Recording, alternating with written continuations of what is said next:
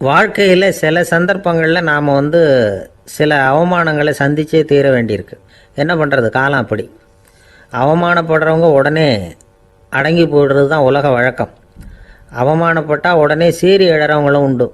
ஆனால் அதையே ஒரு சவாலாக எடுத்துக்கிட்டு முன்னுக்கு வர்றவங்களும் சில பேர் இருக்கிறாங்க.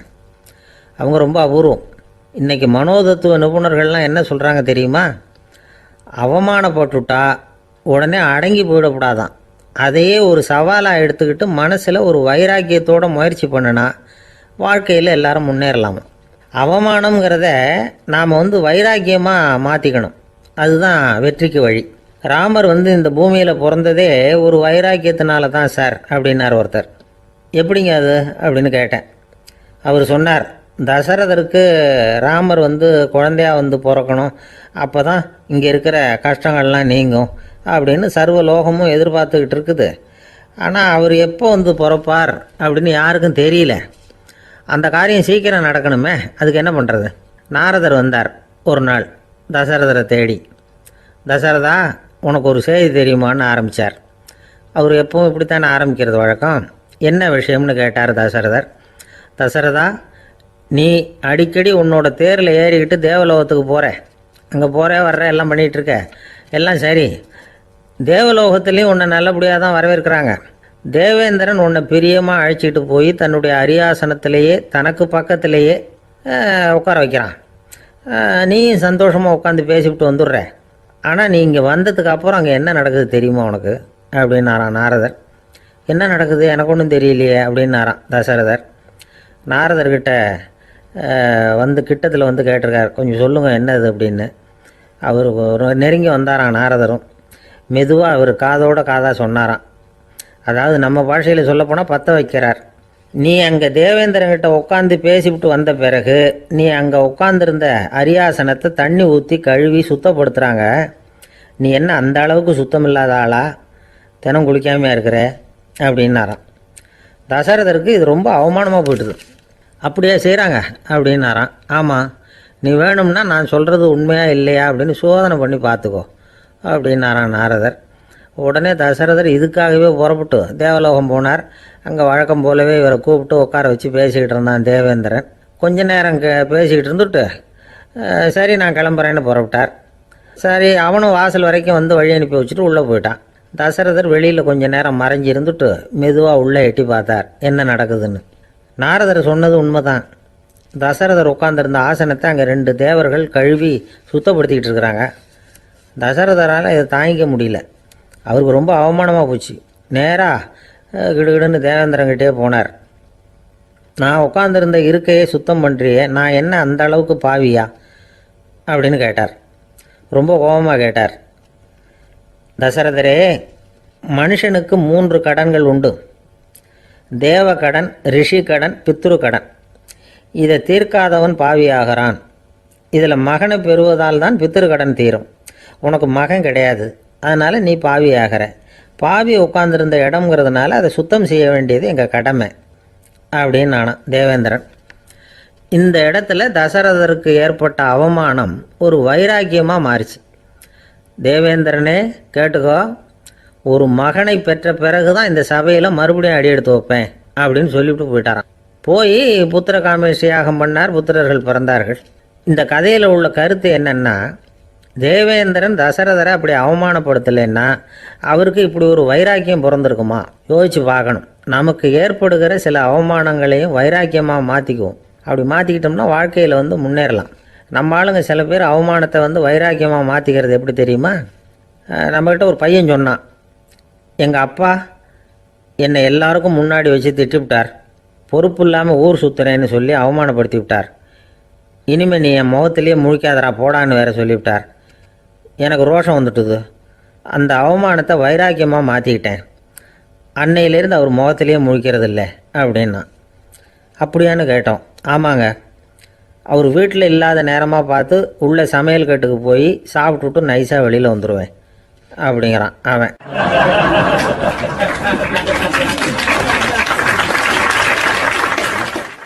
ஜவஹர்லால் நேரு பிரதமராக இருந்த சமயம் அவர் ஒரு தடவை சென்னைக்கு வந்திருக்கிறார். இங்கே சில முக்கிய நிகழ்ச்சிகளில் கலந்துக்கிறதுக்காக வந்திருந்தார். ஆளுநர் மாளிகையில் ஒரு நாள் ராத்திரி தங்கி மறுநாள் புதுடெல்லி புறப்படுறதாக ஏற்பாடு. நிகழ்ச்சியிலெல்லாம் முடிச்சுக்கிட்டு ஆளுநர் மாளிகையில் தங்கியிருக்கிறார். அன்றைக்கு இரவு படிக்கிறதுக்கு ஒரு முக்கியமான புத்தகம் அவருக்கு தேவைப்பட்டது. அந்த சமயத்தில் உலக அளவில் ஒரு முக்கியமான பொருளாதாரம் சம்பந்தமான ஒரு புத்தகம் வெளியாகி இருக்கிற விஷயம் அவருக்கு தெரியும். அந்த புத்தகம் மெட்ராஸுக்கு வந்திருக்குமா, அது இங்கே கிடைக்குமா அப்படின்னு விசாரிச்சிருக்கிறார் நேருஜி. அவர் இப்படி கேட்ட உடனே அங்கே இருந்தவங்கெல்லாம் ரொம்ப பரபரப்பாக செயல்பட ஆரம்பிச்சிட்டாங்க. முக்கியமான இடங்கள்ல எல்லாம் விசாரிச்சிருக்கிறாங்க அந்த புத்தகம் உங்ககிட்ட இருக்கான்னு. சென்னையில் உள்ள கன்னிமாரா நூல் நிலையத்துக்கு எப்படியும் அந்த புத்தகம் வந்திருக்கணும் அப்படின்னு ஒரு நம்பிக்கை. அங்கே விசாரித்தாங்க. அந்த புத்தகம் 2 நாளைக்கு முன்னாடி தான் அங்கே வந்திருக்குது அப்படிங்கிற விஷயம் தெரிஞ்சுது. உடனே எல்லாரும் அங்கே ஓடினாங்க. அவங்களுக்கு இன்னொரு சந்தேகம், புத்தகம் வந்திருக்கு சரி, அது இந்த சமயத்தில் வேறு யாரும் படிக்கிறதுக்கு எடுத்துகிட்டு போயிருக்கக்கூடாதே அப்படிங்கிற சந்தேகம் இருந்தாலும் மனசுக்குள்ளே ஒரு தைரியம். இப்படி ஒரு புத்தகம் வெளிவந்திருக்கிற விஷயமே நேருஜி சொல்லி தான் நமக்கே தெரியும். அதுவும் இல்லாமல் உலக பொருளாதாரம் சம்பந்தமான ஏதோ ஒரு புத்தகம் அது. அதை போய் இந்த நேரத்தில் அவ்வளவு ஆர்வமாக யார் எடுத்துகிட்டு போயிட போகிறாங்க அப்படிங்கிற தைரியம். இந்த தைரியத்தோடு அந்த நூல் நிலையத்துக்கு ஓடினாங்க. புத்தகத்தை தேடினா அது கிடைக்கல. யாரோ எடுத்துகிட்டு போயிருக்கிறாங்க. நேருவுக்கு மட்டுமே தெரிஞ்சிருந்த அந்த புத்தகம் பற்றின விஷயம் சென்னையில் வேற ஒருத்தருக்கும் தெரிஞ்சிருக்குது. உடனே எல்லாரும் பரபரப்பாக அதுக்குன்னு இருக்கிற ரிஜிஸ்டர் இருக்குல்ல, பதிவேடு, அதை புரட்டி பார்க்குறாங்க யார் எடுத்துகிட்டு போகிறாங்கன்னு தெரிஞ்சுக்கிறதுக்காக. எடுத்துகிட்டு போனவங்க அதில் கையெழுத்து போட்டிருப்பாங்கல்ல, அதை பார்த்து யாருன்னு தெரிஞ்சுக்கலாம் அப்படிங்கிறதுக்காக தான் அதை புரட்டுறாங்க. அதோ அந்த புத்தகத்தோட பேர் பக்கத்தில் அதை எடுத்துக்கிட்டு போனவங்க கையெழுத்து உத்து பார்க்குறாங்க எல்லாரும். அதில் போட்டிருக்குது பேர் CN அண்ணாதுரை அப்படின்னு எழுதியிருந்தது. அவர் தான் பேரறிஞர் அண்ணா. நேரு படிக்க விரும்பின ஒரு புத்தகத்தை அதே நேரம் படிக்க விரும்பின இன்னொரு தலைவர் இவர். படிக்கிறதுல அவருக்கு இருந்த ஆர்வத்தை நாம் தெரிஞ்சுக்கணும்னா அதுக்கு எவ்வளவோ சம்பவங்கள் இருக்குது. கடைசி காலத்தில் அவர் அடையாறு மருத்துவமனையில் படுத்திருக்கிறார். அவருக்கு ஒரு முக்கியமான அறுவை சிகிச்சை செய்ய வேண்டியிருக்குது அவசரமாக. அமெரிக்காவிலேருந்து டாக்டர் மில்லர் வந்திருக்கிறார். அவர்கிட்ட கேட்குறார், டாக்டர் நாளைக்கே அறுவை சிகிச்சை செய்ய போகிறீங்களா அப்படின்னு. ஆமாங்கிறார் டாக்டர் மில்லர். நாளைக்கு மறுநாள் செஞ்சுக்கிறேனே அப்படின்னாரான் அண்ணா. ஏன் ஏதாவது நாள் பார்க்குறீங்களான்னு கேட்டிருக்கார். இல்லை, ஒரு புத்தகத்தை படிச்சுக்கிட்டு இருக்கிறேன், அதை நாளைக்குள்ளே முடிச்சிருவேன், அதுக்கப்புறம் நான் இறந்தாலும் கவலை இல்லை அப்படின்னாரான் இவர். அவர் தான் அறிஞர் அண்ணா. சங்ககால நூல்கள்லேருந்து சமீபத்தில் வந்த நூல்கள் வரைக்கும் எல்லாம் அவர் படிச்சிருக்கிறார். ஒரு திருமண விழாவில் அவர் பேசும்பொழுது சொன்ன விஷயம் இது. சங்க காலத்தில் காதலியை மணக்க விரும்புகிறவனுக்கு அவனுடைய தந்தை வீர சோதனைகள்லாம் வைப்பார். போய் புலிப்பல் கொண்டுக்கிட்டு வா, அப்போ தான் என் பொண்ணை கொடுப்பேன் அப்படின்னு சொல்லுவார்.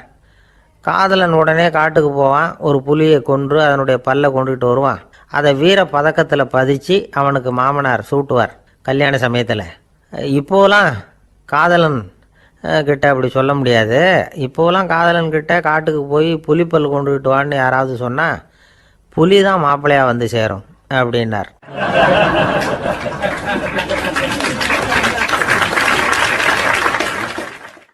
ஒரு கடைக்கு போனேன், 5 ரூபா பணத்தை எடுத்து கொடுத்தேன். ஒரு தினசரி பத்திரிகையை கேட்டேன். அவர் உடனே அங்கே அடுக்கி வச்சுருந்த பத்திரிகையில் ஒன்று எடுத்து என் கையில் கொடுத்தார். வாங்கிக்கிட்டேன். மீதி பணத்தை எடுத்தார். அதையும் என் கையில் கொடுக்கணும்ல, கொடுக்கல. எதிரில் இருந்த பலகையில் வச்சு எடுத்துக்க சொன்னார். எப்பவும் அவர் அப்படி தான் பண்ணுவார். நானும் எடுத்துக்கிட்டு வந்துடுவேன். இவர் ஏன் இப்படி பண்ணுறாருங்கிறது எனக்கு ரொம்ப நாளாக ஒரு சந்தேகம். ஒரு நாள் அவர்கிட்டயே இதை கேட்டுவிட்டேன். ஏங்க, நீங்கள் உங்கள் கடைக்கு வந்து பொருள்கள் வாங்குறவங்களுக்கு நீங்கள் பாக்கி சில்லறையை கொடுக்குறப்போ பலகையில் வச்சு விட்றீங்க, கையில் கொடுக்க மாட்டேங்கிறீங்களே, ஏன் அப்படின்னு கேட்டேன். காசை கையில் கொடுத்தா நம்மக்கிட்ட இருக்கிற லட்சுமி போயிடுவா சார் அப்படின்னார். அதாவது பணம் செலவாயிடும் அப்படின்னு அர்த்தமா. இன்னொரு நண்பர், அவர் ஒரு நாள் வழக்கத்துக்கு மாறாக ரொம்ப சோகமாக உட்காந்துருக்கிறார். ஏங்க என்னாச்சு, ஏன் இப்படி கப்பலே கவிழ்ந்தது மாதிரி உட்காந்துருக்குறீங்க அப்படின்னு கேட்டேன். கப்பலே கவிழ்ந்திருந்தா கூட நான் இப்படி கவலைப்பட மாட்டேன் சார், வேற ஒன்று நடந்து போச்சுன்னார். என்னன்னு கேட்டேன். என் உச்சந்தலையில் பல்லி ஒன்று விழுந்துட்டுதுன்னார். அதுக்காகவா இப்படி அப்படின்னு ஆச்சரியப்பட்டேன். ஆமாங்க, பல்லி உச்சந்தலையில் விழுந்தால் பலன் என்னன்னு பஞ்சாங்கத்தில் பார்த்தேன், மரணம்னு போட்டிருக்கு அப்படின்னு சொல்லிவிட்டு அவர் தொடர்ந்து கவலைப்பட ஆரம்பிச்சிட்டார். இப்படியும் ஒருத்தர், என் கூட வேலை பார்க்குற ஒருத்தர் எப்படி தெரியுமா, தினமும் வலது காலை வச்சு தான் ஆஃபீஸுக்கு உள்ளே நுழைவார். என்னைக்காவது தவறுதலாக இடது காலை வச்சு உள்ளே வந்துட்டார்னா அன்னைக்கு பூரா மனசு சங்கடப்படுவார். எந்த வேலையும் சரியாக ஓடாது. கேரம் போர்டு ஆடுற ஒருத்தர் எப்போ ஆட உட்காந்தாலும் ஸ்ட்ரைக்கரை கை தவறி கீழே விழுற மாதிரி பண்ணி அதுக்கப்புறம் அதை எடுத்துக்கிட்டு ஆட உட்காருவார். ஏன்னா எப்போவும் ஒரு தடவை நிஜமாகவே அது கை தவறி கீழே விழுந்திருக்குது. அன்னைக்கு பிரமாதமாக ஜெயிச்சுட்டார்.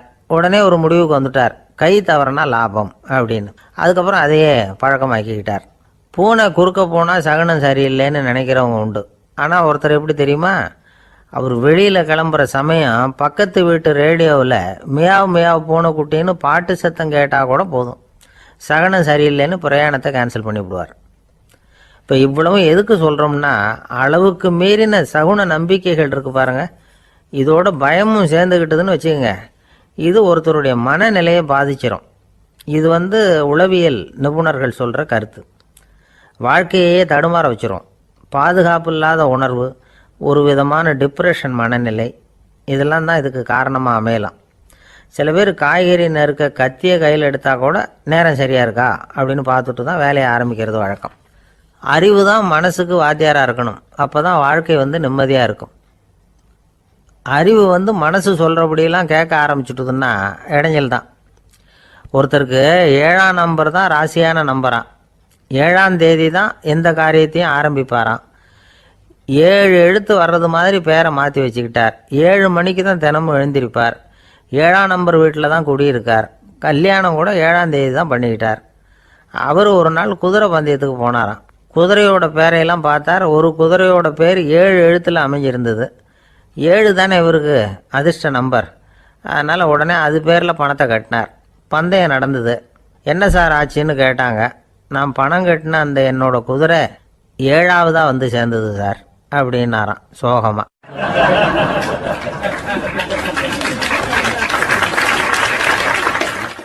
ஒரு விவசாயி விதைக்கிறதுக்காக வயல்வெளி பக்கம் போகிறார். விதைகளை அள்ளி வீசினார். அப்போ என்ன ஆச்சுன்னா, சில விதைகள் பாதை ஓரத்தில் விழுந்தது. சில விதைகள் முள் செடிகள் மண்டி இருந்த புதருக்கு இடையில் விழுந்தது. சில விதைகள் நல்ல நிலத்தில் விழுந்தது. பாதை ஓரத்தில் விழுந்த விதை என்ன ஆச்சுன்னா, அதெல்லாம் பறவைகள் கண்ணில் போட்டுவிட்டுது. உடனே உட்காந்து கொத்தி தின்னுட்டு போட்டுது. அதிகமாக மண் இல்லாத பாறை பகுதியில் விழுந்த விதையெல்லாம் லேசாக வேர் விட்டு முளைக்க ஆரம்பிச்சுது. அதுக்கப்புறம் வேர் கீழேயும் ஆழமாக போக முடியல, மேலேயும் சூரிய வெப்பம் அதிகம் தாங்க முடியல, எல்லாம் காஞ்சி கருகி போட்டுது. புதர் பகுதியில் சில விதைகள் விழுந்தது இல்லையா, முள் செடிகள் காடாக மண்டி போயிருந்தது. அதனால் முளைச்சி வர்ற செடிக்கு நெருக்கடி அதிகமாக போட்டுது, சரியாக வளர முடியல, விளைச்சலும் சரியாக இல்லை. நல்ல நிலத்தில் விழுந்த விதைகள் மட்டும் நல்லா முளைச்சிது, நல்லா வளர்ந்தது, விளைச்சலும் பிரமாதமாக இருந்தது. இந்த கதையை சொல்லிவிட்டு கேட்க செவியுள்ளோர் கேட்கட்டும் அப்படிங்கிறார் இயேசு பெருமான். ஆமாம், இயேசு கடலில் நின்ற படகு ஒன்றில் உட்காந்துருக்கிறார். கடற்கரையில் ஏராளமான மக்கள் உட்காந்துருக்கிறாங்க. அந்த சமயத்தில் தான் இயேசு ஓமைகள் மூலமாக மக்களுக்கு பல உண்மைகளை சொல்லிகிட்டு இருக்கிறார். மக்கள் அந்த கதையை கேட்டுட்டு ஒன்றும் புரியாமல் முழிக்கிறாங்க. அதை கவனித்த இயேசு அந்த ஓமையை விளக்க ஆரம்பித்தார். இதில் அந்த விதைக்கிறவர் தான் இறைவன். அவருடைய வார்த்தைகளை விதைக்கிறார். அந்த வார்த்தைகளை கேட்கிற மக்கள் அந்த விழுந்த விதைகள் மாதிரி 4 வகையானவர்கள். சில பேர் பாதை ஓரத்தில் விழுந்த விதைகள் மாதிரி. இறைவன் வார்த்தைகளை அவங்க கேட்குறாங்க, ஆனால் தீய எண்ணங்கள் செய்கைகள் மூலமாக விதைக்கப்பட்ட வார்த்தைகள் அழிஞ்சு போடுது. இறைவன் வார்த்தைகளை கேட்ட உடனே மகிழ்ந்து போய் உடனே சில பேர் அதை ஏற்றுக்கிறாங்க. இவங்கெல்லாம் அந்த பாறை பகுதியில் விழுந்த விதைகள் மாதிரி. அதனால் இவங்கெல்லாம் வேறு இல்லாதவங்க. கொஞ்ச காலத்துக்கு இறை வார்த்தைகளுக்கு கீழ்ப்படிந்து நடப்பாங்க. அதனால் ஏதாவது இடைஞ்சல் ஏற்பட்டால் உடனே தடுமாறுவாங்க. தங்கள்கிட்ட இருக்கிற நல்ல பண்புகளை விட்டுட்டு பாவ வழிகளுக்கு போயிடுவாங்க. முள் செடிகளுக்கு இடையில் விழுந்த விதைகள் மாதிரி உள்ளவங்க யாருன்னா, இவங்களுக்கு உலக கவலை உண்டு, செல்வத்தின் மீது மயக்கம் உடையவர்கள். உலக ஆசைகள் இவங்களுக்குள்ளே பூந்துடுறதுனால அங்கே இருக்கிற நல்ல பண்புகள் மறைஞ்சு போயிடுது. அதனால் அவங்களும் உபயோகம் இல்லாதவங்களாக ஆயிடுறாங்க. நல்ல மனிதர்கள் நல்ல நிலத்தில் விழுந்த விதைகளுக்கு ஒப்பானவர்கள். இவங்க இறை வார்த்தையை கேட்குறாங்க, அதை ஏற்றுக்கிறாங்க, அவங்களும் நல்லபடியாக வாழுறாங்க, அடுத்தவங்களுக்கும் உபயோகமாக இருப்பாங்க. இதுதான் இயேசு சொன்ன விளக்கம். நல்ல வார்த்தைகளை கேளுங்கள், நல்ல வார்த்தைகளை ஏற்றுக்கொள்ளுங்கள், அடுத்தவங்களுக்கு உபயோகமாக இருங்க. இதுதான் பெரியவங்கள்லாம் நமக்கு சொல்லுகிற உபதேசம். ஒரு அப்பா தன்னுடைய மகனுக்கு உபதேசம் பண்ணார். இதை பாருப்பா, நல்ல வார்த்தைகளை கேட்கணும், எப்போதுமே மகன் அப்பா பேச்சை கேட்குறது நல்லது அப்படின்னாராம். நீ ஏதாவது ஒரு தப்பு பண்ணால் என் தலையில் ஒரு முடி நரைச்சி வெள்ளையாக போடும்பா. நீ செய்கிற ஒவ்வொரு தப்புக்கும் என் தலையில் ஒவ்வொரு முடி வெள்ளையாயிடும் அப்படின்னாராம். பையன் யோசிச்சான், அப்பா இப்போ தான் எனக்கு புரியுது, தாத்தாவோட தலைமுடி பூராவும் வெள்ளையாக இருக்கிறதுக்கு என்ன காரணம்ங்கிறது எனக்கு இப்போ தான் புரியுது அப்படின்னானா.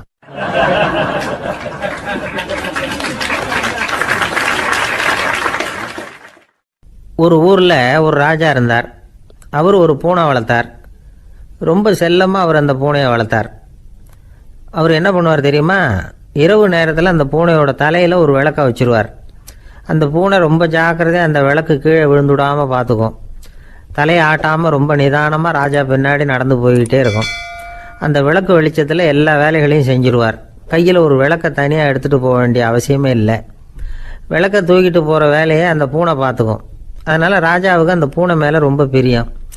மந்திரிகளையெல்லாம் கூப்பிட்டு அவங்கக்கிட்ட சொல்லுவார், பார்த்தீங்களா இந்த பூனை எவ்வளவு விசுவாசமாக நடக்குது, என் பேரில் எவ்வளவு மரியாதை பார்த்தீங்களா அதுக்கு அப்படிம்பார். இதை கேட்டுவிட்டு அங்கேருந்து அமைச்சர்களில் ஒருத்தர் சொன்னார், மன்னா நீங்கள் சொல்கிறது சரிதான், இருந்தாலும் இந்த பூனையோட விசுவாசத்தை நாம் கொஞ்சம் சோதித்து பார்க்க வேண்டியிருக்கு அப்படின்னாராம். சரி, உங்கள் ஆசையை ஏன் கெடுக்கணும், நல்லா சோதித்து பாருங்கள் அப்படின்னு சொல்லிவிட்டார் ராஜா. உடனே அந்த அமைச்சர் என்ன பண்ணார் தெரியுமா? எங்கேயோ புறப்பட்டு போனார். ஒரு 5-6 எலிகளை பிடிச்சிக்கிட்டு வந்தார். அரண்மனையில் ராஜா ஏதோ வேலை பார்த்துக்கிட்டு இருக்கிறாரு. பக்கத்தில் அந்த பூனை ரொம்ப பணிவாக நின்றுக்கிட்டு இருக்குது. அது தலையில் விளக்கு எரிஞ்சிக்கிட்டு இருக்கு. அமைச்சர் தான் பிடிச்சிக்கிட்டு வந்த எலிகளை அந்த பூனை பார்வையில் படுறது மாதிரி எதிரில் விட்டார். அந்த எலிகள்லாம் அங்கேயும் இங்கேயும் ஓட ஆரம்பிச்சிது. அதை பார்த்தது பூனை, அவ்வளவுதான். தலையில் இருக்கிற விளக்கை பற்றியும் கவலைப்படலை, ராஜாவை பற்றியும் கவலைப்படலை. ஒரே பாய்ச்சலாக பாஞ்சு எலிகளை துரத்த ஆரம்பிச்சுட்டுது. தலையில் இருந்த விளக்கு எங்கேயோ போய் விழுந்தது, அணைஞ்சு போச்சு. இருட்டில் ராஜா தடுமாற ஆரம்பிச்சுட்டார். இந்த சமயத்தில் அந்த அமைச்சர் மறுபடியும் விளக்கை ஏற்றினார். வெளிச்சம் வந்தது. அதுக்கப்புறம் அந்த அமைச்சர் பேசினார், அரசே, பூனையோட விசுவாசத்தை பார்த்தீங்களா? எலி அது கண்ணில் படுற வரைக்கும் தான் விசுவாசமாக இருந்தது. அது மாதிரி எலியை பார்த்ததும் எல்லாத்தையும் விட்டுட்டு அதை துரத்த ஆரம்பிச்சுட்டு பார்த்தீங்களா? தான் அந்த பூனையை பற்றி நினச்சது தப்புங்கிறது அதுக்கப்புறம் தான் அந்த ராஜாவுக்கு புரிஞ்சுதான். சரி, இப்போ எதுக்கு இந்த கதையெல்லாம் அப்படிங்கிறீங்களா? இந்த பூனை மாதிரி தான் நம்ம மனசும். மனசை எவ்வளவு தான் பயிற்சி கொடுத்து பக்குவமாக வச்சுருந்தாலும் பார்க்குறதுக்கு பரமசாது மாதிரி தான் இருக்கும். பார்க்க வேண்டியதை பார்த்துட்டுதுன்னா பாஞ்சிரும். இந்த பூனை மாதிரி புலன் இன்ப பொருள்கள் கிட்டாத வரைக்கும் மனம் அடங்கி இருக்கிறது மாதிரி தான் தெரியும். கொஞ்சம் வாய்ப்பு கிடைச்சாலும் அது குதிக்க ஆரம்பிச்சிடும், தப்பு பண்ண ஆரம்பிச்சிடும். பெரிய பெரிய முனிவர்கள் வாழ்க்கையில் நடந்த வீழ்ச்சி இதை தான் நிரூபிக்குது. புலன்களின் ஆற்றல் அதிகம். அதனால் மனக்கட்டுப்பாடு பயிற்சிகளில் ரொம்ப எச்சரிக்கையாக இருக்கணுங்கிறார் சுவாமி சிவானந்தர். மது பழக்கத்தையே விட்டுவிட்டேன்னு உறுதியாக இருப்பான். கடை கண்ணில் பட்டுவிட்டதுன்னா கால் அவனை கேட்காமலே இழுத்துக்கிட்டு உள்ளே போயிடும். இதுதான் மனசுங்கிறது. அதுதான் அந்த ராஜா வளர்த்த பூனை. நம்மால் ஒருத்தன் அந்த ராஜா பூனை தலையில் விளக்க வச்சது மாதிரி இவன் தன்னுடைய தலையிலேயே ஒரு விளக்கை ஏற்றி வச்சுக்கிட்டு என்னத்தையோ தேட ஆரம்பித்தான். தேடிக்கிட்டு இருக்கிறான். தலையை ஆட்டாமல் நிதானமாக நடந்து ரொம்ப நேரமாக தேடிட்டு இருக்கிறான். அந்த சமயம் அங்கே வந்த ஒருத்தர், என்னத்தை தேடுறீங்கன்னு கேட்டார். அதுதான் மறந்து போச்சு அப்படின்னு இழுத்தான். சரி, கொஞ்சம் இப்படி உட்காருங்க, ஞாபகம் வந்ததும் தேட ஆரம்பிக்கலாம் அப்படின்னார் அவர். இவன் கொஞ்ச நேரம் உட்காந்து யோசித்தான். அப்புறம் திடீர்னு எழுந்திரிச்சான். ஞாபகம் வந்துட்டுதுன்னா. என்னன்னு கேட்டார். எங்கள் வீட்டில் இருந்த விளக்கை எங்கே வச்சேன்னு தெரியல, அதை தான் தேடிக்கிட்டு இருக்கிறேன், ஏற்றி வைக்கலாம்னு பார்க்குறேன் அப்படின்னா.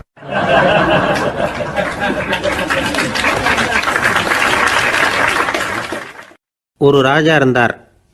நாடு பூராவும் நிறைய மரங்களை நட்டு வளர்க்கணுங்கிறது அவரோட ஆசை. தானே அதுக்கு முன்மாதிரியாக இருக்கணும்னு நினைச்சார்.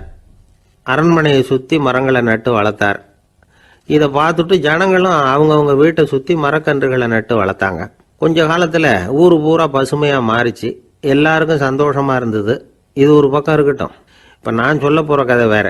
அதாவது அந்த ராஜா ஒரு நாள் தன்னுடைய அரண்மனையை சுற்றி இருக்கிற விதவிதமான மரங்களை எல்லாம் போய் பார்த்தார். எப்படி இருக்கிறீங்க அப்படின்னு ஒவ்வொரு மரத்துக்கிட்டையும் விசாரிச்சாராம். எந்த மரமும் சந்தோஷமாக இருக்கிறதா தெரியல. அதுக்கும் மனசில் ஒரு குறை. முதல்ல ஆலமரத்துக்கிட்ட போனார். அது சொல்லிச்சு, மண்ணா, நான் நல்லா பெருசாக வளர்ந்துருக்கிறேன், அடர்த்தியாக இருக்கிறேன், கிளையெல்லாம் 4 பக்கமும் நல்லா படர்ந்து தான் இருக்குது, இருந்தாலும் எந்த பிரயோஜனமும் இருக்கிறதா தெரியல எனக்கு. என்னுடைய பழம்லாம் ரொம்ப சின்னதாக இருக்குது, என் கண்ணுக்கு சரியாக புறப்பட மாட்டேங்குது. நான் இருக்கிற சைஸுக்கு என்னுடைய கிளையில் இருக்கிற பழம்லாம் எவ்வளோ பெருசாக இருக்கணும், அது இத்தினூண்டு இருக்கிறது எனக்கு பெரிய அவமானமாக இருக்குது. இப்படி இங்கே நின்றுக்கிட்டு இருக்கிறதே ரொம்ப கூச்சமாக இருக்குது. ஒரு நல்ல புயல் வந்ததுன்னா பேசாமல் சாஞ்சு விடலாமான்னு பார்க்குறேன் அப்படின்னு புலம்புது ஆலமரம். சரி இருக்கட்டும்னு நினச்சிக்கிட்டு ராஜா அடுத்தபடியாக ஒரு அத்தி மரத்துக்கிட்ட போனார். அதுவும் புலம்ப ஆரம்பிச்சிட்டுது. நான் கூட பெரிய மரம் தான், இல்லை இலையெல்லாம் அழகாக தான் இருக்குது, பழம் அழகாக இருக்குது, இருந்தாலும் உள்ள விஷயம் இல்லையே, அத்தி பழத்தை புட்டு பார்த்தா அத்தனையும் சொத்தை அப்படின்னு பழமொழியே உண்டாயிட்டுதே. இப்படி ஒரு கெட்ட பேரோடு நான் இருக்கணுமா அப்படின்னு புலம்புது அது. சரி இது இருக்கட்டும் அப்படின்னு சொல்லி அடுத்தபடியாக வேப்ப மரத்துக்கிட்ட போனார். அது தன்னுடைய வேதனையை வெளியிட்டது. எனக்கு எவ்வளவோ மருத்துவ குணங்கள்லாம் இருக்கிறதா சொல்லிக்கிறாங்க, இருந்தாலும் என்ன பிரயோஜனம், என்னுடைய பழத்தை மனிதர்கள் யாரும் விரும்பி சாப்பிட்றது இல்லையே அப்படின்னுது. ராஜா அடுத்தாப்புல இருந்து ஒரு பனை மரத்துக்கிட்ட போனார். நான் நல்லா உயரமாக தான் வளர்ந்துருக்கிறேன், மற்ற மரங்கள்லாம் என்னை அண்ணாந்து தான் பார்க்கணும், இருந்தாலும் என்கிட்ட நிழலுக்காக யாரும் ஒதுங்கிறது இல்லையே அப்படின்னுது. என்ன இது எல்லா மரமும் இப்படி திருப்தி இல்லாமல் இருந்துகிட்டு இருக்குதே அப்படின்னு நினச்சிக்கிட்டே ராஜா அடுத்தபடியாக அங்கே இருந்த ஒரு பைன் மரத்துக்கிட்ட போனார். அழகாக உயரமாக பசுமையாக தான் இருந்தது, ஆனால் பழமோ பூவோ கிடையாது. அதை நினச்சி அது வருத்தப்பட்டுக்கிட்டு இருக்குது. ஓக் மரம் அது ஒன்று நின்றுட்டு இருந்தது. அது என்ன சொல்லிச்சுன்னா, இலையுதிர் காலத்தில் என் மேலே இருக்கிற எல்லா இலைகளும் உதிர்ந்து போடுது, முடி கொட்டின மனிதர்கள் மாதிரி மொட்டையாக நான் நிற்க வேண்டியிருக்குது, என்ன வாழ்க்கை இது அப்படின்னு சொல்லி அழுத்துக்கிட்டது. சரி புளிய மரம் என்ன சொல்லுது பார்ப்போம்னு அதுகிட்ட போனால், என்னுடைய நிழலில் யாருமே தங்க மாட்டாங்க, உடம்புக்கு சூடுன்னு ஒதுங்கி போயிடுவாங்க, அடிமரத்தை பார்த்தீங்கன்னா பட்டையெல்லாம் உறிஞ்சி பார்க்கறதுக்கே கேவலமாக இருப்பேன் அப்படின்னுது அது. முருங்கை மரம் என்ன சொல்லிச்சு தெரியுமா, என்னுடைய இலை காயெல்லாம் சாப்பிட்றவங்களுக்கு சத்து கொடுக்கறது வாசவம்தான், ஆனால் என் உடம்புல சத்தே கிடையாது, கொஞ்சம் வேகமாக காற்று அடிச்சதுன்னா முறிஞ்சி விழுந்துடுறேன், என்ன வாழ்க்கை இது அப்படின்னு சொல்லி அது வருத்தப்பட்டது. ராஜா யோசனை பண்ணார், என்ன இது மரங்கள் பூமியின் வரங்கள்னு சொல்கிறோம், மழை பெய்யறதுக்கு அதுதான் காரணம், பூமி செழிப்பாக இருக்கிறதுக்கும் அதுதான் காரணம், வீடு கட்டுறதுக்கு மரம், நாற்காலி செய்ய உபயோகப்படுத்துறதுக்கும் அதுதான் உபயோகப்படுது, மனுஷனுக்கு வேண்டிய ஆகாரங்களையும் கொடுக்குது, இப்படிலாம் இருந்தும் எல்லா மரமும் நிம்மதி இல்லாமல் இருந்துக்கிட்டு இருக்குதே அப்படின்னு நினச்சார். அப்போது அங்கே இருந்த ஒரு மகிழ மரம் அவர் கண்ணில் பட்டுது. அந்த மரம் மட்டும் கொஞ்சம் நிம்மதியாக மகிழ்ச்சியாக இருக்கிறது மாதிரி தெரிஞ்சுது. உடனே ராஜா அதுக்கிட்ட போனார். உனக்கு மனசில் எதுவும் குறை இல்லையான்னு கேட்டார். இல்லை நான் சந்தோஷமாக தான் இருக்கேன்னு அந்த மகிழ மரம். அப்படியான்னு ஆச்சரியமாக கேட்டார் ராஜா. ஆமாம் மன்னா, இந்த இடத்துல நீங்கள் ஒரு முருங்கை மரத்தையோ வேப்ப மரத்தையோ கூட நட்டிருக்கலாம், ஆனால் இந்த இடத்துல நடுறதுக்கு என்ன தேர்ந்தெடுத்துருக்குறீங்க, அதுவே எனக்கு பெருமை, அதுவே எனக்கு திருப்தி அப்படின்னு தான் மகிழ மரம். மகிழ மரம் சாதாரணமாக தான் இருக்கும், இளம் மஞ்சள் நிறத்தில் பூக்கள், அது காய்ந்தும் மனம் வீசும். மகிழ மரம் மாதிரி மன திருப்தியோடு வாழறதுக்கு நாம் கற்றுக்கணுமா. நாம் இந்த உலகத்தில் ஒரு நாயாவோ நரியாவோ கூட பிறந்திருக்கலாம், மனுஷனாக பிறந்திருக்கிறோம், அதுவே பெருமை தானே. இந்த நிறைவு தான் மகிழ்ச்சியின் ரகசியம். ஒரு பையன் அப்பா கிட்ட போய், அப்பா நீங்கள் இந்த உலகத்தில் ஒரு மனுஷனாக பிறந்தது என்னோட அதிர்ஷ்டம் நானா. ஏண்டா அப்படி சொல்கிறேன்னு இருக்கார் அப்பா. நீங்கள் ஒரு கரடியாக பிறந்திருந்தா இந்நேரம் நானும் ஒரு கரடி குட்டியாக தானே இருந்திருப்பேன் அப்படின்னு நானா பையன்.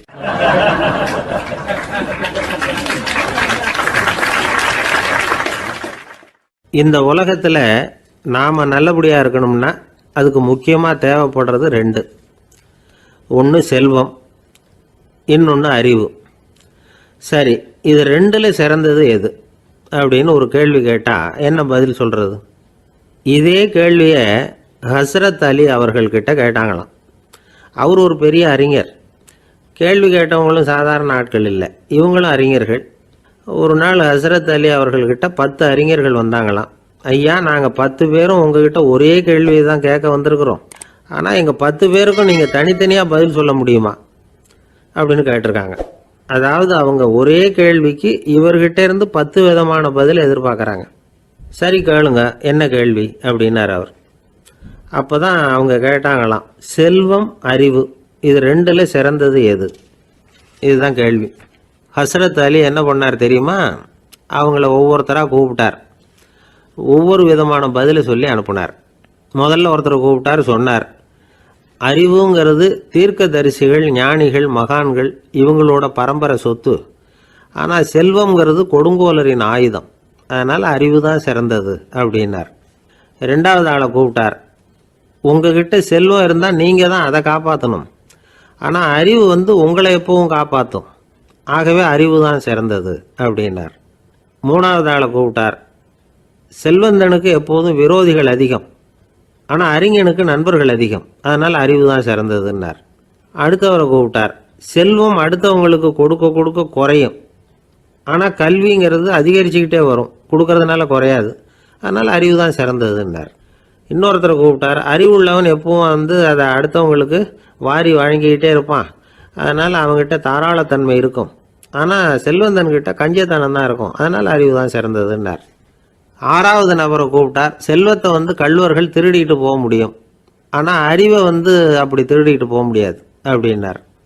ஏழாவது நபரை கூப்பிட்டார். செல்வம் வந்து கால ஓட்டத்தில் அழிஞ்சிரும், ஆனால் அறிவை வந்து கால ஓட்டம் ஒன்றும் பண்ண முடியாது, ஆகவே அறிவே சிறந்ததுன்னார். எட்டாவது ஆளை கூப்பிட்டு சொன்னார். செல்வத்துக்கு எப்பவும் எல்லை உண்டு, நிறை உண்டு, அளவு உண்டு, கணக்கு உண்டு, ஆனால் அறிவுக்கு அப்படிப்பட்ட எல்லை எதுவும் கிடையாது, அதனால் அதுதான் சிறந்ததுன்னார். அடுத்தவனை கூப்பிட்டார். செல்வம் வந்து உள்ளத்தில் உள்ள ஒளியை வந்து போக்கிவிடும், இருட்டை உண்டாக்கிவிடும், விரிந்த மனப்பான்மையை வந்து குறுகலாக்கிவிடும், ஆனால் அறிவு அப்படி இல்லை, இருண்ட உள்ளத்தில் ஒளியை பாய்ச்சி அதை விசாலப்படுத்துது, அதுதான் சிறந்ததுன்னார். கடைசியாக 10வது நபரை கூப்பிட்டார். செல்வம் வந்து மனசில் செருக்கை உண்டாக்குது, ஆணவத்தை ஏற்படுத்துது, அதனால் நானே கடவுள்னு நினைக்கிற அளவுக்கு மனுஷனை வந்து தாழ்த்தி விடுது, ஆனால் அறிவு வந்து பணிவையும் பண்பாட்டையும் வளர்க்குது, அதனால் அறிவு தான் சிறந்ததுன்னார். ஆக இப்படி 10 பேருக்கும் 10 விதமாக பதில் சொன்னது மூலமாக ஹஸ்ரத் அலி அவர்கள் அறிவு தான் செல்வத்தை விட சிறந்தது அப்படிங்கிறதுக்கு 10 காரணங்களை சுட்டி காட்டியிருக்கார். அந்த அறிஞர் 10 பேர் கேட்ட ஒரே கேள்விக்கு 10 பதில் சொன்னார். நமக்கு வேண்டிய ஒருத்தர் 10 பேர் கேட்ட கேள்விக்கு ஒரே பதில் சொல்லி சமாளித்தார். கேள்வி என்ன தெரியுமா? என்கிட்ட வாங்கின கடனை எப்போயா திருப்பி கொடுக்க போகிற? இதுதான் அந்த 10 பேரும் கேட்ட ஒரே கேள்வி. இந்த மாதம் 26ஆம் தேதி தந்துடுறேன் அப்படிங்கிற ஒரே பதில் சொல்லி அவ்வளவு பேரையும் இவர் அனுப்பி வச்சுட்டாராம். எல்லாரும் போனதுக்கப்புறம் இவரை தனியாக கூப்பிட்டு கேட்டிருக்கிறாங்க. அது என்ன சார் கணக்கு, 26ஆம் தேதி அன்னைக்கு என்ன அதிசயம் நடக்க போகுது அப்படின்னு கேட்டிருக்காங்க. அதிசயம் அன்னைக்கு இல்லை, அதுக்கு முத நாளே நடக்க போகுதுன்னாராம்.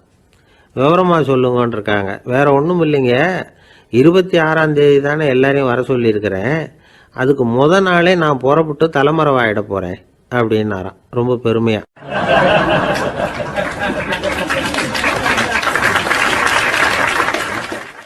துருக்மேனியாவில் அஷ்காபாத் அப்படின்னு ஒரு நகரத்தில் ஒரு புவியியல் விஞ்ஞானி இருந்தார். அவர் ஒரு நாய்க்குட்டி வளர்த்தார். ஒரு நாள் முன்னிரவு நேரம் ஒரு மேஜைக்கு முன்னாடி உட்காந்து அந்த விஞ்ஞானி ஏதோ கணக்கு போட்டுக்கிட்டு இருக்கிறார். அவருக்கு ஒரு சின்ன பெண் குழந்தை, அது தொட்டிலில் தூங்கிட்டு இருக்குது. அந்த நாய்க்குட்டியும் ஒரு மூலையில் படுத்து அது பாட்டுக்கு தூங்கிட்டு இருந்தது. ஒரே அமைதி. அந்த நேரத்தில் திடீர்னு அந்த நாய்க்குட்டி துள்ளி எழுந்திரிச்சிது, நேராக குழந்தைகிட்ட ஓடிச்சு. அந்த குழந்தைய அது போட்டிருந்த ட்ரெஸ்ஸோடு சேர்த்து கவ்வி தூக்குச்சு, தூக்கிக்கிட்டு வாசல் பக்கம் ஓடிச்சு. நாய்க்குட்டி குழந்தைய கவ்வி தூக்க முடியுமாங்கிற சந்தேகம் உங்களுக்கு இல்லையா?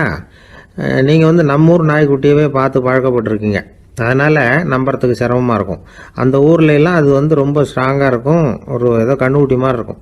விஞ்ஞானி அதை பார்த்துட்டார். உடனே அந்த நாய்க்கு வந்து வெறி பிடிச்சிட்டுதுன்னு முடிவு பண்ணிவிட்டு தன்னோட கை துப்பாக்கி எடுத்துக்கிட்டு ஓடி வந்தார். அவர் வெளியில் வந்து நாய்க்குட்டி எங்கே அப்படின்னு பார்த்து தேடுறார். அந்த நேரத்தில் அந்த வீடு வந்து இடிஞ்சு விழுது. காரணம் பூமி அதிர்ச்சி. இப்படி பூமி அதிர்ச்சி உண்டாக போகுதுங்கிறது அந்த நாய்க்குட்டிக்கு முன்னாடியே தெரிஞ்சு போச்சு. அதுதான் குழந்தைய தூக்கிட்டு வெளியில் ஓடி வந்திருக்குது. அது மூலமாக அந்த குடும்பத்தையே காப்பாற்றிருக்குது அந்த நாய்க்குட்டி. இந்த சம்பவம் நடக்கிறதுக்கு 3 நாளைக்கு முன்னாடியே சில பிராணிகளுக்கு இப்படி நடக்க போகுதுங்கிறது தெரிஞ்சிருக்குதான்.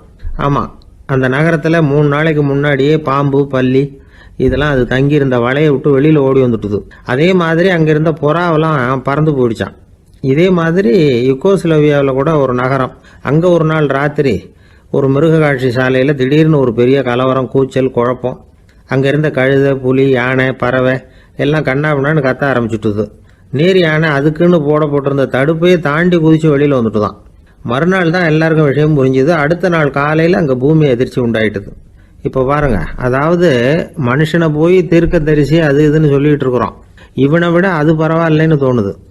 அதாவது மிருகங்கள் ஒன்று நடக்க போகுதுங்கிறத முன்னாடியே புரிஞ்சுக்குதே. சரி, இதெல்லாம் எப்படி அது முன்கூட்டி புரிஞ்சுக்குது? அதுதான் படைப்பு ரகசியம். அதை கண்டுபிடிக்கிறதுக்கு தான் மனுஷன் வந்து ஆராய்ச்சி பண்ணிகிட்டு இருக்கிறான். விஞ்ஞானிகளோட ஆராய்ச்சியெல்லாம் ஒரு பக்கம் இருக்கட்டும், வீட்டுக்குள்ளேயே சில ஆராய்ச்சி பண்ணி பாருங்களேன். இப்போ சில யோசனை சொல்லி அதை சோதனை பண்ணி பாருங்க அப்படின்னு ஒருத்தர் சொன்னாராம்.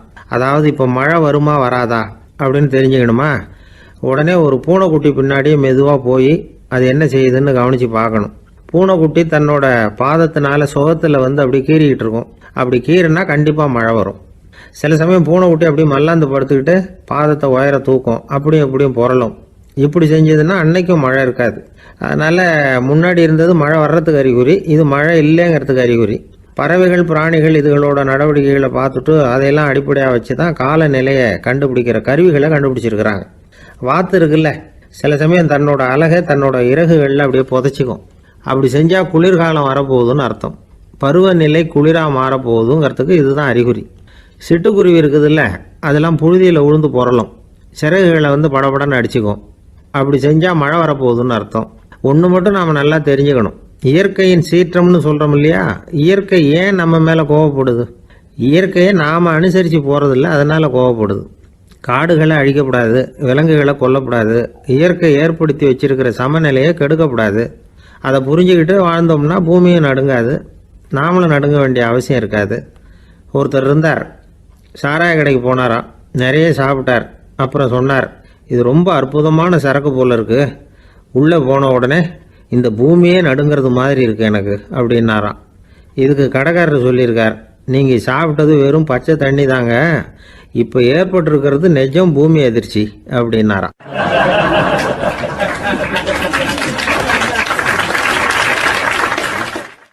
ஒரு ஊரில் ஒரு ராஜா இருந்தார். அந்த ராஜாவுக்கு ஒரு மந்திரி. ராஜா ரொம்ப நியாயமானவர், நேர்மையானவர், கண்டிப்பானவர்.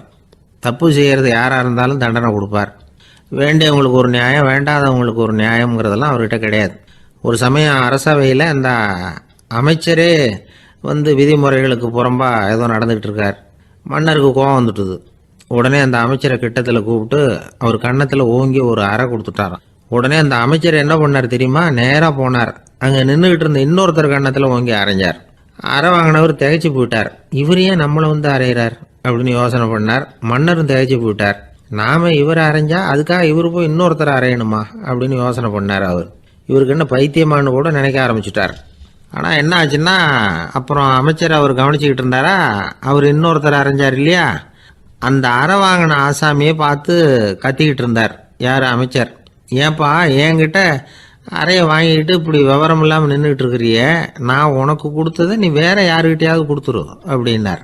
உடனே அந்த ஆள் பார்த்தான், தனக்கு அடுத்தபடியாக நின்றுக்கிட்டு இருந்தவனை ஓங்கி ஒரு அரை அரைஞ்சான். அவன் கண்ணத்தை தடவிட்டே யோசனை பண்ணான். இது ஏதோ புரிஞ்சுக்கிட்ட மாதிரி அடுத்தாப்புல நின்றுக்கிட்டு இருந்தவனை அரைஞ்சான். இப்படி இந்த அறை வந்து மாறி மாறி போய்கிட்டே இருக்குது. ஊரு பூரா பிரயாணம் பண்ண ஆரம்பிச்சுட்டுது. அன்னைக்கு ராத்திரி அந்த ராஜா படுக்கிறதுக்காக போனார். அந்த நேரம் பார்த்து அவர் கன்னத்தில் பலார்னு ஒரு அறை விழுந்தது. நம்மளே அரையிறது யாரு அப்படின்னு அதிர்ச்சியோட மன்னர் திரும்பி பார்க்குறாரு. அரைஞ்சது அவரோட மனைவி. என்னாச்சு உனக்குன்னு கத்துனார் ராஜா. உங்களுக்கு தெரியாதா, ஊர் பூரா ஒருத்தர் மாற்றி ஒருத்தர் மூலமாக இந்த அறை வந்து பிரயாணம் பண்ணிட்டு வருது அப்படின்னாங்க அந்த அம்மா. அப்படின்னா ஆரம்பித்த இடத்துக்கே வந்துட்டுதா அப்படின்னாராம் மன்னர். என்ன சொல்கிறீங்கன்னு கேட்டிருக்காங்க. இவர் விவரத்தை சொன்னாராம். அப்படின்னா நீங்கள் ஆரம்பித்து வச்ச இந்த விளையாட்டை நான் முடிச்சு வச்சுட்டேன் அப்படின்னாங்களாம் அந்த அம்மா. மறுநாள் காலை மறுபடியும் அரசவை கூடிச்சு அந்த அமைச்சர் மன்னரை பார்த்து கேட்டார், என்ன மகாராஜா, என்கிட்ட கொடுத்ததை திருப்பி வாங்கிட்டீங்களா அப்படின்னாராம். இப்படி நடக்கும்னு நான் எதிர்பார்க்கவே இல்லைன்னார் மன்னர். ஆனால் நான் எதிர்பார்த்தேன், அது எங்கே போயிட போகுது, ஊர் பூரா சுற்றி கடைசியில் உங்ககிட்ட தான் வந்து சேரும் அப்படிங்கிறது எனக்கு தெரியும் அப்படின்னார் அமைச்சர்.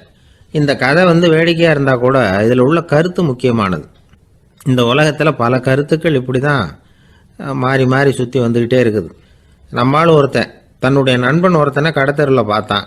உடனே ஓடி போய் பலார்னு ஒரு அறை கொடுத்தானான். அவன் கண்ணத்தை தடவிட்டு ஏன்டா என்ன அரைஞ்சேன்னு கேட்டிருக்கான். நீ ஏன்டா என்னை முட்டாள்னு என் மனைவிட்ட போய் சொன்னேன் அப்படின்ட்டுருக்கான் அவன். உன்னை ஒரு முட்டாள்னு சொன்னதுக்காகவா நீ என்ன அரைஞ்ச அப்படின்னு கேட்டிருக்கான் இவன். டேய், நான் அதுக்காக அறையலப்பா, அது ஒரு பெரிய ரகசியம் நான் முட்டாளுங்கிறது. அந்த ரகசியத்தை நீ வந்து ஏன் எங்கள் வீட்டில் போய் சொன்னேன், அதுக்காக தான் அரைஞ்சேன் அப்படின்னு நான் அவன்.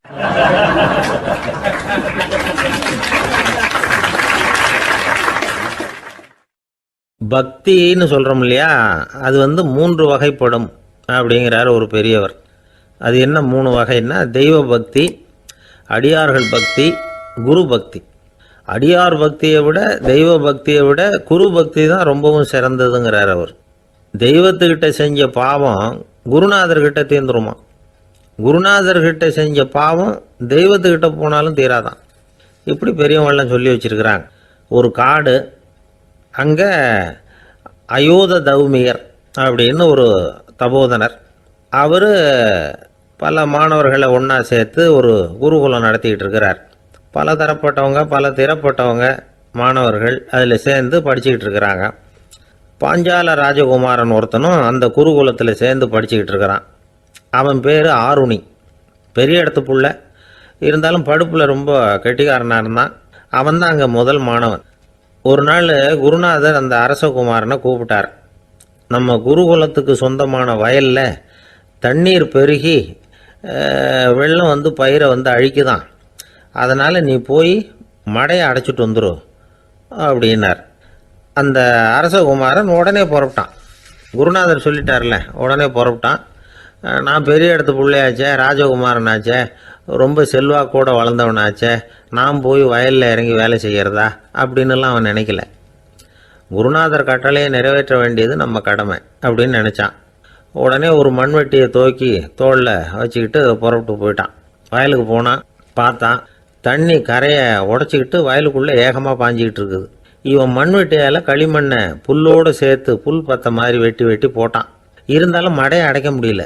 தண்ணி அதை மீறி வந்துக்கிட்டே இருக்குது. தண்ணி வந்து வேகமாக வயலுக்குள்ளே போய்கிட்டே இருக்குது. போடுற பத்தையெல்லாம் கரைஞ்சி கரைஞ்சி போயிட்டுருக்கு. இருந்தாலும் இவன் தன்னுடைய முயற்சியை கைவிடலை. வெட்டி வெட்டி போட்டுக்கிட்டே இருக்கிறான். காலையில் அங்கே போனவன் சாயந்தரம் வரைக்கும் இப்படி செஞ்சுக்கிட்டு இருக்கிறான். உடம்பும் மனசும் ரொம்பவும் சோர்ந்து போச்சு.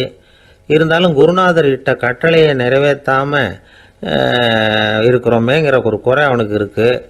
குரு கட்டளையை நிறைவேற்றாத நான் வந்து இன்னமும் இருக்கணுமா அப்படின்னு யோசனை பண்ண ஆரம்பிச்சிட்டான். என்ன செய்யலாம்னு பார்த்தான். நம்ம குருநாதர் இட்ட பணிக்காக இந்த உடம்பையே தியாகம் பண்ணலாம் அப்படின்னு முடிவு பண்ணான். தண்ணி பாயுதில் அதுக்கு குறுக்க விழுந்து அப்படியே மடையை அடைச்சிக்கிட்டு அப்படியே படுத்துட்டான். இது மற்றவங்களுக்கு தெரியாது.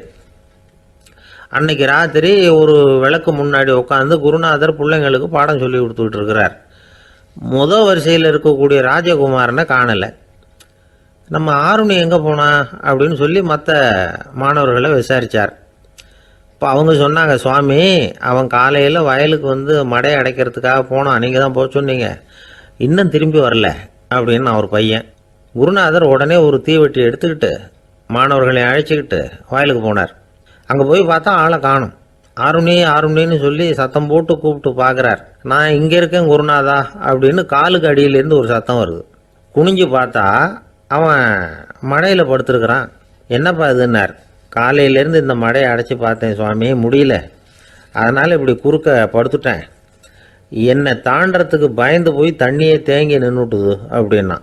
அவனுடைய குரு பக்தியையும் அவனை தாண்டறதுக்கு அஞ்சு நிற்கிற தண்ணி தேக்கத்தையும் பார்த்துட்டு எல்லாரும் ரொம்ப ஆச்சரியப்பட்டு போயிட்டாங்களாம். ஆருணி எழுந்திரிச்சு வா அப்படின்னு கூப்பிட்டாரான் குருநாதர். அவன் தண்ணீரை பொழந்துக்கிட்டு எழுந்திரிச்சு வந்தானான். அதனால் அவனுக்கு வந்து உத்தாலகன் அப்படின்னு ஒரு பேர். உத்தாலகன்னா தண்ணீரை பிளந்தவன் அர்த்தம். அந்த உத்தாலகன் மாதிரி இந்த காலத்து மாணவர்களுக்கும் குரு பக்தி வேணும் அப்படின்னு சொன்னோம் ஒரு பள்ளிக்கூடத்தில். உடனே நிறைய மாணவர்கள் எழுந்திரிச்சு நின்னாங்க. சார், நீங்கள் எங்களை வந்து இன்னமும் சரியாக புரிஞ்சுக்கலன்னு நினைக்கிறோம். அன்னைக்காவது ஒருத்தன் அப்படி இருந்தான், இன்றைக்கி ஏகப்பட்ட உத்தாலகர்கள் இருக்கிறோம். எங்கள் வாத்தியார் கட்டளை இட்டால் இப்போவே அது மாதிரி வயலுக்கு போய் மடையில் குறுக்கப்படுத்துக்கிறதுக்கு இந்த வகுப்பில் உள்ள அத்தனை பேரும் தயாராக இருக்கிறோம் அப்படின்னாங்க. அப்படியா அப்படின்னு சொல்லி கேட்டோம் ரொம்ப சந்தோஷமாக. ஒருத்தன் ரொம்ப அடக்கமாக எழுந்திரிச்சான். அப்புறம் சொன்னான், ஆமாம் சார், வகுப்பில் வந்து இவர் நடத்துகிற பாடத்தை கேட்டுக்கிட்டு இருக்கிறத விட பேசாமல் போய் மடையில் படுத்து விடுறது ஒன்றும் கஷ்டமான காரியமாக இருக்காது, அதனால தான் எல்லாரும் அங்கே போகிறேன்னு சொல்கிறோம் அப்படிங்கிறான்.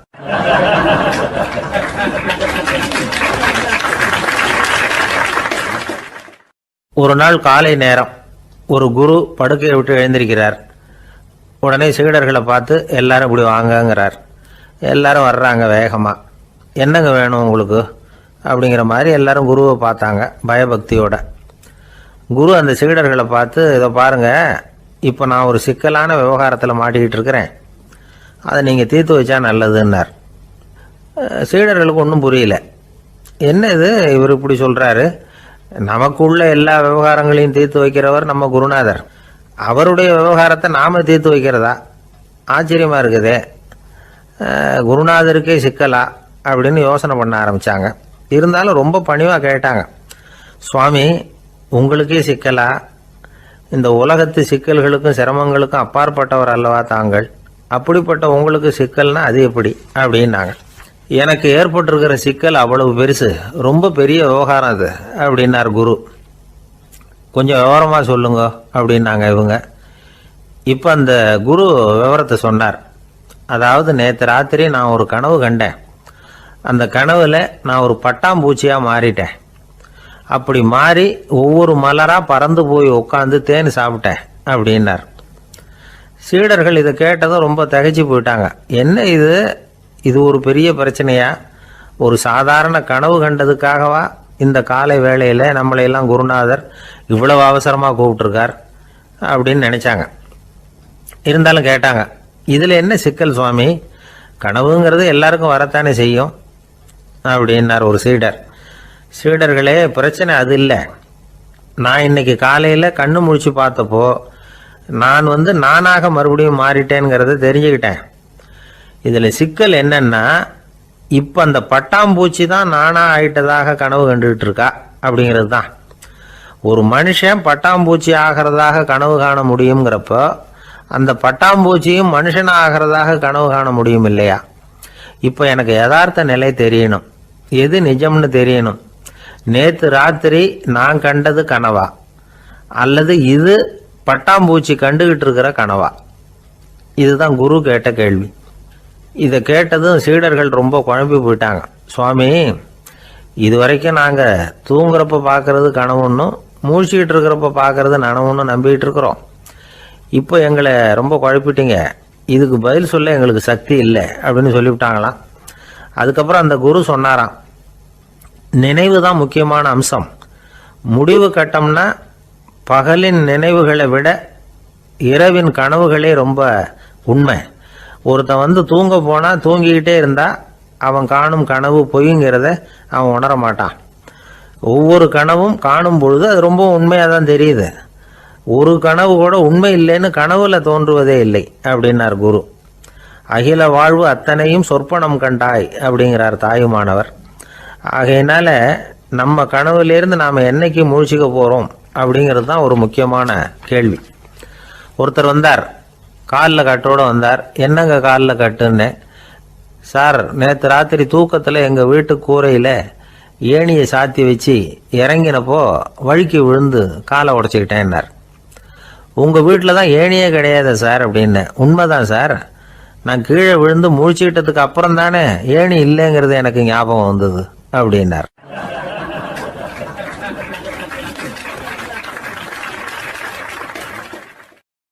இருட்ட கண்டா பயம் உண்டாவதே அது ஏன்? இப்படி ஒரு கேள்வியை ஒரு பெரியவர்கிட்ட கேட்டாங்க.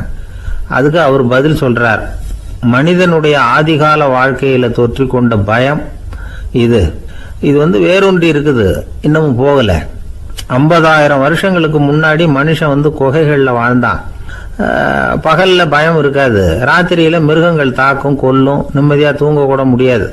அதனால இந்த மனுஷனுக்கு இரவுன்னா மரணம் பயம் அப்படின்னு பழகி போச்சு. மனிதர்களுடைய எல்லா மனசையும் சேர்த்து மொத்தமா ஒரு மனசு உண்டு. மனிதர்களுடைய நினைவு இந்த மொத்த மனசுல பதிஞ்சிருக்கு, பரவுது. இந்த மொத்த மனசுல இருட்டு பற்றிய பயம் பதிந்து நீடிக்குது அப்படிங்கிறார் அவர். இந்த காலத்துல இரவை பகலாக்கிறதுக்கு எவ்வளவோ விளக்குகள்லாம் வந்தாச்சு. ராத்திரியிலேயும் மிருகங்கள் தாக்குங்கிற நிலைமை இல்லை.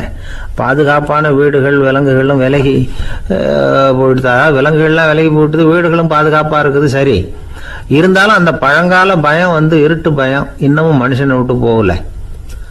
இன்னொரு விஷயம் என்னன்னா, இருட்டிலேருந்து வெளிச்சத்துக்கு வராத மனிதர்கள் இன்னைக்கு அதிகம். ஒரு ஆளு ஆத்துக்கு மீன் பிடிக்கிறதுக்காக போனான், இன்னும் விடியல, அதுக்குள்ள வலையை எடுத்துட்டு கிளம்பி போயிட்டான். வெளிச்சம் வர்றதுக்கு முன்னாடியே போய் சேர்ந்துட்டான். விடிகிற வரைக்கும் என்ன பண்றது, சும்மா கரையிலேயே உட்காந்து காலாட்டிட்டு இருக்கிறான். காலில் ஏதோ ஒரு சின்ன மூட்டை தட்டுப்பட்டுது. இருட்டில் அது என்னன்னு சரியா தெரியல.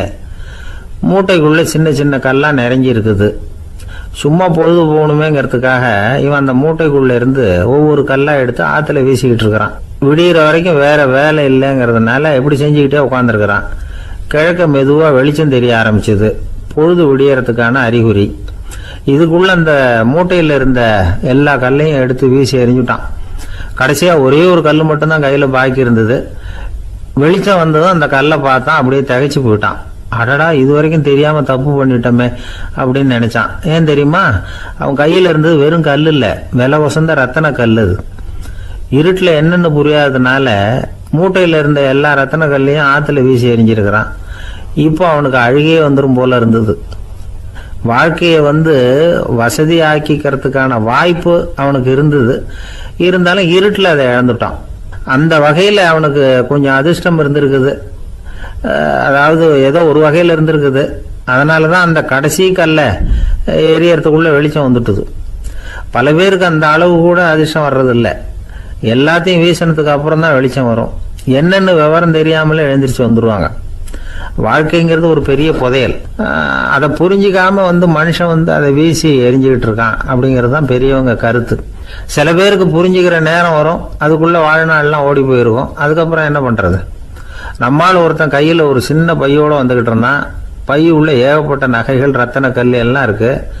வந்துகிட்டு இருந்தவன் திடீர்னு அந்த பையை அப்படியே ஒரு குளத்துல வீசி எறிஞ்சுட்டான். மகான்கள் தான் இப்படி பற்று இல்லாம இருப்பாங்க. என்னங்க இது, விலை மதிப்புள்ள அந்த பையை இப்படி குளத்துல வீசி எறிஞ்சுட்டீங்களே, இதுக்கு என்ன அர்த்தம் அப்படின்னு கேட்டார் அவன் கூட வந்தவர். அவன் மெதுவா இவர் காதோட காதா சொல்றான்.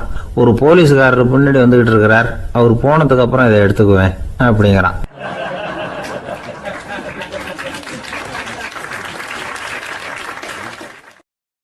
ஒரு நண்பர், அவர்கிட்ட பேசிக்கிட்டு இருந்தேன். மனித உறவுகள் பற்றி அவர் சொல்லிக்கிட்டு இருந்தார். அமெரிக்காவில் தந்தை மகன் உறவு எப்படி இருக்குது அப்படிங்கிறத விளக்கிறதுக்கு அவர் ஒரு கதையை சொன்னார். ஒரு அப்பா பகல் பூராவும் அலுவலகத்தில் வேலை, ஓடி ஆடி உழைச்சிக்கிட்டு களைச்சி போய் ராத்திரி 10 மணிக்கு மேலே வீடு திரும்பினான். வீட்டு வாசலில் அவரோட மகன் காத்துக்கிட்டு இருக்கிறான். இன்னமும் தூங்கலை. அப்பா வாசல்லையே தடுத்து நிறுத்தி, அப்பா உனக்கு சம்பளம் எவ்வளவு அப்படின்னு கேட்குறான். ஏற்கனவே ஆஃபீஸ் பிரச்சனைகளால் அழுத்து போய் திரும்புகிற அப்பாவுக்கு கோவம் வந்துடுது. என்னடா இப்படிலாம் கேளுன்னு உங்கள் அம்மா உனக்கு சொல்லி கொடுத்தாளா அப்படின்னு சொல்லிவிட்டு உள்ளே போய் சட்டையை கட்டி மாட்டி விட்டு குளிச்சு விட்டு மறுபடியும் வெளியில் உடையை மாற்றுகிற சமயம் அப்போ மறுபடியும் மகன் உள்ளே நிற்கிறான் அவர் முன்னாடியே. அப்பா உனக்கு எவ்வளவு சம்பளங்கிறான் மறுபடியும். அப்பாவுக்கு எரிச்சல் அதிகமாகிட்டுது. மணிக்கு $20 போதுமா அப்படின்னார். அப்படின்னா எனக்கு ஒரு $10 தர முடியுமான்னா மகன். இதுக்கு தான் என் சம்பளம் எவ்வளவுன்னு கேட்டியா? 2ஆம் வகுப்பு படிக்கிற உனக்கு எதுக்குடா $10 அப்படின்னு கத்திவிட்டு தொலைக்காட்சி பெட்டியின் முன்னாடி போய் உட்காந்துக்கிட்டு ஏதோ நிகழ்ச்சியை பார்க்க ஆரம்பிச்சிட்டார். கொஞ்ச நேரம் கழித்து மறுபடியும் மகன் நிற்கிறான். அப்பா ப்ளீஸ் எனக்கு ஒரு $10 கொடுக்க முடியுமா? மகனுடைய கண்களில் கண்ணீர். என்னடா அவன் கண்ணீரை காட்டி காரியம் சாதிக்கலாம்னு பார்க்குறியா? ஒரு காசு கூட கொடுக்க மாட்டான் போ அப்படின்னு விரட்டி விட்டான். மகன் கண்ணீரை தொடச்சிக்கிட்டே கண்ணை தொடச்சிக்கிட்டு பேசாமல் போய் படுத்துக்கிட்டானா. கொஞ்ச நேரம் ஆச்சு. அப்பாவோட கோபம் கொஞ்சம் கொஞ்சமாக குறைஞ்சிது. பிள்ளைகிட்ட கோபமாக கத்துனது தப்பு தாங்கிறது புரிஞ்சுது அவனுக்கு. எழுந்திரிச்சு போனான், படுக்கை இறக்கி போனான். மகனை பார்த்தான். அவன் தலையணையை கட்டி பிடிச்சிக்கிட்டு அழுதுகிட்டு இருக்கிறான். அவனை மெல்ல நெருங்கி அவங்ககிட்ட எதமாக பேசுகிறதுக்கு ஆரம்பித்தானான். எதுக்குடா உனக்கு $10 பள்ளிக்கூடத்தில் கேட்டாங்களா அப்படின்னு கேட்டானா. மகன் சொல்லியிருக்கான், இல்லை டாடி, உனக்கு 1 மணி நேரம் சம்பளம் $20ன்னு சொன்னேன். நீ ஏற்கனவே எனக்கு கொடுத்த பாக்கெட் மணி $10 என்கிட்ட இருக்குது. இப்போ நீ இன்னொரு $10 கொடுத்தீங்கன்னா அதையும் சேர்த்து $20 ஆகிடும். அந்த $20 நான் உனக்கு கொடுத்துருவேன். அப்படி கொடுத்தா நீ என் கூட 1 மணி நேரம் செலவழிப்ப இல்லையா? அதுக்காக தான் $10 கேட்டேன் அப்படின்னு சொன்னானான். அந்த அப்பா கண்ணு கலங்கி போச்சான். ஆதரவோடு தன்னுடைய மகனை கட்டி பிடிச்சி அழ ஆரம்பிச்சிட்டாராம். இதுதான் நண்பர் சொன்ன கதை. அமெரிக்கா மட்டும் இல்லை, உலகம் பூராவும் இன்றைக்கி மனித உறவுகள் இப்படி தான் மாறிக்கிட்டு இருக்கு. பெரியவர்கள் அறிவுரை என்ன தெரியுமா? உங்கள் குழந்தைகளிடமிருந்து குழந்தை பருவத்தை பிரித்து விடாதீர்கள் அப்படிங்கிறது தான். அதாவது இன்றைய குழந்தைகள் தங்கள் பிருந்தாவனத்தை இழந்து விடுகிறார்கள் அப்படிங்கிறது அவங்களுடைய கருத்து. இந்த நிலைக்கு நாம் காரணமாக இருந்துடக்கூடாது. குழந்தைகளோட விளையாடுவோம், குடும்பத்தோடு உறவாடுவோம் அப்படிங்கிறது தான் நம்முடைய நோக்கமாக இருக்கணும். இன்றைய உறவு முறைக்கு இன்னொரு உதாரணம் சொல்லுவாங்க. ஒருத்தர் வந்தாராம். அவர் பக்கத்தில் ஒரு சின்ன பையன் நாம் அவரை விசாரிக்கிறோம், யார் இந்த பையன் அப்படின்னா அவர் சொல்கிறார், இவன் எனக்கு தூரத்து உறவு அப்படின்னாராம். இந்த தூரத்து உறவுன்னா எப்படின்னு இருக்கான். இதுக்கு அவன் சொல்லியிருக்கிறான், இவன் எங்கள் அப்பாவுக்கு 8வது புள்ள அப்படின்னானான்.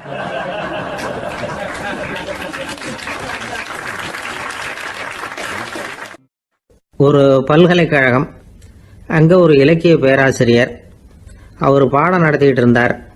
ராபர்ட் ப்ரௌனிங் எழுதிய கவிதைகளை பற்றி சொல்லிகிட்டு இருக்கிறார்.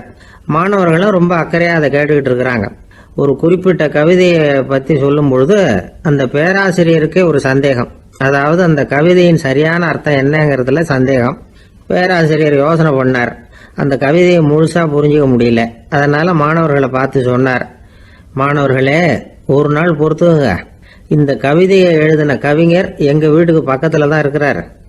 இன்னைக்கு சாயந்தரம் நான் அவரை நேரிலேயே போய் பார்க்குறேன். பார்த்து இதுக்கு என்னங்க அர்த்தம்னு கேட்டுட்டு வந்துடுறேன். அதுக்கப்புறம் உங்ககிட்ட சொல்கிறேன் அப்படின்னாராம். அன்னைக்கு சாயந்தரமே அந்த பேராசிரியர் கவிஞரை தேடிக்கிட்டு போயிட்டார். கவிஞர் அவங்க வீட்டில் அவர் பாட்டு உட்காந்துருந்தாராம். இவர் போய் அவர் முன்னாடி உட்காந்தார். அப்புறம் கேட்டார், ஐயா, அந்த கவிதையின் முழு பொருள் என்னன்னு தெரிஞ்சுட்டு போகிறதுக்காக வந்திருக்கிறேன் அப்படின்னாராம். எந்த கவிதை அப்படின்னாராம் அவர். இவர் அந்த கவிதையை சொல்லியிருக்கார். கவிஞர் கொஞ்சம் யோசனை பண்ணிவிட்டு அப்புறம் சொன்னாராம், பேராசிரியரே, நீங்கள் கொஞ்சம் தாமதமாக வந்துட்டீங்கன்னாராம். இவருக்கு ஒன்றும் புரியல. நீங்கள் என்ன சொல்கிறீங்க? நான் தாமதமாக வந்துட்டேன்னா? நீங்கள் தான் உயிரோடு இருக்கிறீங்களே, அப்படி இருக்கும்பொழுது நான் தாமதமாக வந்துட்டேன்னா அது எப்படி அப்படின்னு இவர் குழம்பி இருக்கிறார். இப்போ கவிஞர் சொன்னாராம், ஐயா, நான் உயிரோடு இருக்கிறேன்னா இல்லையாங்கிறது முக்கியம் இல்லை. நான் அந்த கவிதை வரிகளை எழுதினப்போ 2 பேருக்கு அதோட அர்த்தம் தெரிஞ்சிருந்தது. இப்போ ஒரே ஒருத்தருக்கு தான் அதோட அர்த்தம் தெரியும் அப்படின்னாராம். பேராசிரியர் யோசனை பண்ணியிருக்கார். அப்படின்னா அந்த ஒருத்தர் கவிஞர் ராபர்ட் ப்ரௌனிங்கை தவிர வேற யாரா இருக்க முடியும்? இவர் தான் அப்படிங்கிறத அவர் மனசில் நினச்சிக்கிட்டார். அதனால சொன்னார், ஐயா, நான் தாமதமாக வரல, அந்த கவிதையின் பொருள் என்ன அது சொல்லுங்கன்னார். பேராசிரியரே, நான் சொல்றது உங்களுக்கு புரியலன்னு நினைக்கிறேன். நான் இந்த வரிகளை எழுதினப்போ 2 பேருக்கு அதோட அர்த்தம் தெரிஞ்சிருந்தது.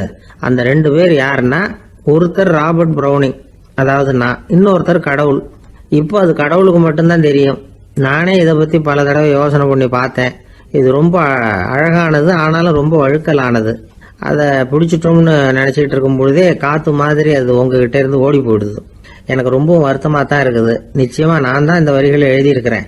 அதில் அர்த்தம் இருக்குங்கிறது எனக்கு தெரியும். அதை நான் உணர்றேன். ஆனால் நீங்கள் என்னை மன்னிக்கணும். எனக்கே கூட அதை என்னால் விளக்க முடியல. அப்படி இருக்கும் பொழுது உங்களுக்கு எப்படி அதை நான் விளக்க முடியும் அப்படின்னாரா அந்த கவிஞர். அனுபவிக்கப்படக்கூடிய எல்லாமே விளக்கப்படக்கூடிய ஒன்றல்ல, விளக்கப்படும் எல்லாமே அனுபவிக்கப்படக்கூடிய ஒன்றல்ல அப்படிங்கிறது ஞானிகளுடைய கருத்து. அதுக்காக தான் அந்த சம்பவம்.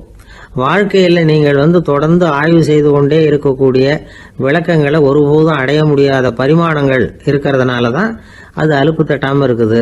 உங்களால் நிறைய அனுபவிக்க முடியும். இருந்தாலும் நீங்கள் அனுபவித்து அறிந்த விஷயங்கள் கூட வார்த்தைகளால் விளக்கப்பட முடிவதில்லை அப்படிங்கிறது பெரியோர் சிந்தனை. இதெல்லாம் ஒரு பக்கம் இருக்கட்டும். நமக்கு தெரிஞ்ச பேராசிரியர் ஒருத்தர் 1 மணி நேரம் ரொம்ப விவரமாக வகுப்பு எடுத்தார். கடைசியாக சொன்னார், மாணவர்களே, ரொம்பவும் எளிமையாக விளக்கமாக எல்லா விவரமும் சொல்லியிருக்கிறேன். அதனால் இதில் உங்களுக்கு சந்தேகம் வர்றதுக்கு வாய்ப்பே இல்லை. இருந்தாலும் கேட்க வேண்டிய கடமை கேட்குறேன். இது வரைக்கும் நடத்தினதில் யாருக்காவது ஏதாவது சந்தேகம் உண்டா அப்படின்னு கேட்டாராம். எனக்கு ஒரே ஒரு சந்தேகம்தான் சார் அப்படின்னு எழுந்திரிச்சு நிற்கிறான் ஒருத்தன். என்னன்னு கேட்டாராம். இது வரைக்கும் நீங்கள் என்ன பாடம் சார் நடத்துனீங்க அப்படின்னானா அவன். என்னுடைய நண்பர் ஒருத்தர், அவருக்கு ஜாதகத்தில் நம்பிக்கை உண்டு. அவரே ஜோசியம்லாம் பார்ப்பார். என்ன சார் இந்த காலத்தில் இதையெல்லாம் நம்பிக்கிட்டு இருக்கீங்களே அப்படின்னு கேட்டா, உங்களுக்கு ஒன்றும் தெரியாது சார்.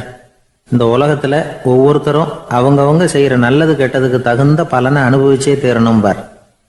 அது மட்டும் இல்லை, ஒருத்தன் செத்துட்டா கூட அவன் செஞ்ச பாவ புண்ணியங்கள் கூடவே போய்கிட்டு இருக்கோம் பார். அது எப்படி கூட போவோம் அப்படின்னு குதர்க்கமாக கேட்டால் அதுக்கு அவர் ஒரு கதை சொன்னார். அது ரொம்ப சுவாரஸ்யமாக இருந்தது. அது என்ன கதைன்னா, ஒரு ஊரில் ஒருத்தர் இருந்தாராம். அவர் ஜோசியம் பார்க்குறதுல ரொம்ப கெட்டிக்காரரான். ஒருத்தருடைய தலைமுடியை மட்டும் அவர்கிட்ட காட்டினா போதும், அதை மட்டும் பார்த்துட்டு அவருடைய ஜாதகத்தையே அலசி விடுவாராம். அப்பேற்பட்ட திறமை. அந்த ஆள் ஒரு சமயம் கன்னியாகுமரி கடற்கரைக்கு போயிருந்திருக்கார். அங்கே கரை ஓரமாக ஒரு மண்டை ஓடு கிடந்திருக்கு. அதை எடுத்து பார்த்துருக்கார். அந்த மண்டை ஓட்டை வச்சுக்கிட்டு அதோட ஜாதகத்தை அலசியிருக்கார். இந்த மண்டை ஓட்டுக்கு உரிய ஆசாமி வாழ்க்கையில் ரொம்ப கஷ்டப்பட்டிருக்கணும், நிறைய கஷ்டத்தை அனுபவிச்சிருக்கணும். அது தாங்க முடியாமல் தான் கடலில் விழுந்து தற்கொலை பண்ணிட்டு இருக்கான் அப்படிங்கிறத அவர் கணிச்சுட்டார். இருந்தாலும் இந்த மண்டை ஓடு இன்னமும் அனுபவிக்க வேண்டியது பாக்கி இருக்கு அப்படிங்கிறத அவர் உணர்ந்தாராம். அது சரி, ஒருத்தன் உயிரோடு இருக்கிற வரைக்கும் நல்லது கெட்டதை அனுபவிக்க முடியும், செத்ததுக்கு அப்புறமும் பாக்கி இருக்குன்னா அதை எப்படி அனுபவிக்கிறது? இந்த மண்டை ஓட்டுக்கு இன்னும் கொஞ்சம் பாக்கி இருக்குங்கிறது அவருக்கு புரிஞ்சதே தவிர அதோட அர்த்தம் என்னங்கிறது சரியா விளங்கலை. சரி, இதை இன்னும் கொஞ்சம் விவரமாக ஆராய்ச்சி பண்ணுவோம் அப்படின்னு நினச்சிக்கிட்டு அதை தன்னுடைய வீட்டுக்கு எடுத்துகிட்டு போயிட்டார். அந்த மண்டை ஓட்டை ஒரு பெட்டியில் வச்சு பூட்டினார். தன்னுடைய தனி அறையில் அதை பத்திரமா வச்சுக்கிட்டார். தினமும் ராத்திரி ஆனதும் தன்னுடைய மனைவியை பார்த்து, நீ போய் பூஜை அறையில் தனியாக படுத்துக்க அப்படின்னு சொல்லிவிட்டு தினம் ராத்திரி 12 மணிக்கு பெட்டியை திறந்து அவர் பார்ப்பார். மண்டை ஓடு அப்படியே இருந்தது தவிர இன்னும் கொஞ்சம் பாக்கி இருக்குங்கிறதுக்கு அர்த்தம் அவருக்கு விளங்கலை. அந்த மண்டை ஓட்டுக்கு இன்னும் என்ன பாக்கி இருக்க போகுது? எப்படியோ ஒரு 10 நாள் போச்சு. அந்த வீட்டம்மாவுக்கு சந்தேகம் வந்துட்டுது. நம்ம வீட்டுக்காரரு நம்மளை தனியாக ஏன் தூங்க சொல்கிறார் அப்படிங்கிற சந்தேகம். உடனே பக்கத்து வீட்டு அம்மா கிட்ட விஷயத்த சொல்லியிருக்கிறாங்க. அந்த அம்மா உடனே, நீ கவலைப்படாத, நான் கண்டுபிடிச்சி சொல்கிறேன் அப்படின்னு சொல்லிவிட்டாங்களாம். அன்னைக்கு ராத்திரியே ஜன்னல் வழியாக எட்டி பார்த்துருக்குறாங்க. இந்த ஆள் மண்டை ஓட்டை கையில் வச்சுக்கிட்டு அது திருப்பி திருப்பி பார்த்துக்கிட்டு இருக்கிறான். அதை பார்த்துட்டாங்க. மறுநாள் காலையில் அவரோட மனைவியை பார்த்தாங்க. ஏம்மா, உன் வீட்டுக்காரருக்கு நீ முதல் மனைவியா 2வது மனைவியா அப்படின்னு கேட்டாங்களாம். எனக்கு தெரிஞ்ச வரைக்கும் நான் ஒருத்தி தான் அவருடைய மனைவி அப்படின்னாங்களாம் அவங்க. அப்படி இல்லை, நீ அவருக்கு 2வது மனைவி. முதல் மனைவியின் மண்டை ஓட்டை தான் அவர் தினமும் ராத்திரியில் எடுத்து பார்த்துக்கிட்டு இருக்கிறார் அப்படின்னாங்க அடுத்த வீட்டு அம்மா. அப்படியா விஷயம் அப்படின்னு சொல்லிவிட்டு கணவன் வீட்டில் இல்லாத நேரமாக பார்த்து அந்த மண்டை ஓட்டை எடுத்து கொண்டாந்து ஒரு உரல்ல போட்டு உலக்கையால் குத்தி நொறுக்க ஆரம்பிச்சிட்டாங்க. வெளியில் போயிருந்த அந்த ஆள் அப்போ தான் உள்ளே நுழைஞ்சார். மண்டை ஓடு உலக்கை கிட்ட குத்து வாங்கிக்கிட்டு இருக்கு. அது அனுபவிக்க வேண்டியது இன்னும் கொஞ்சம் பாக்கி இருக்குங்கிறதுக்கு அர்த்தம் எனக்கு இப்போ தான் புரிஞ்சுது அப்படின்னாராம் அவர். இந்த கதையிலேருந்து நாம் இன்னொரு நீதியையும் புரிஞ்சுக்கணும். அதாவது நம்ம வீட்டை பற்றி நமக்கு புரியாததெல்லாம் அடுத்த வீட்டுக்கு.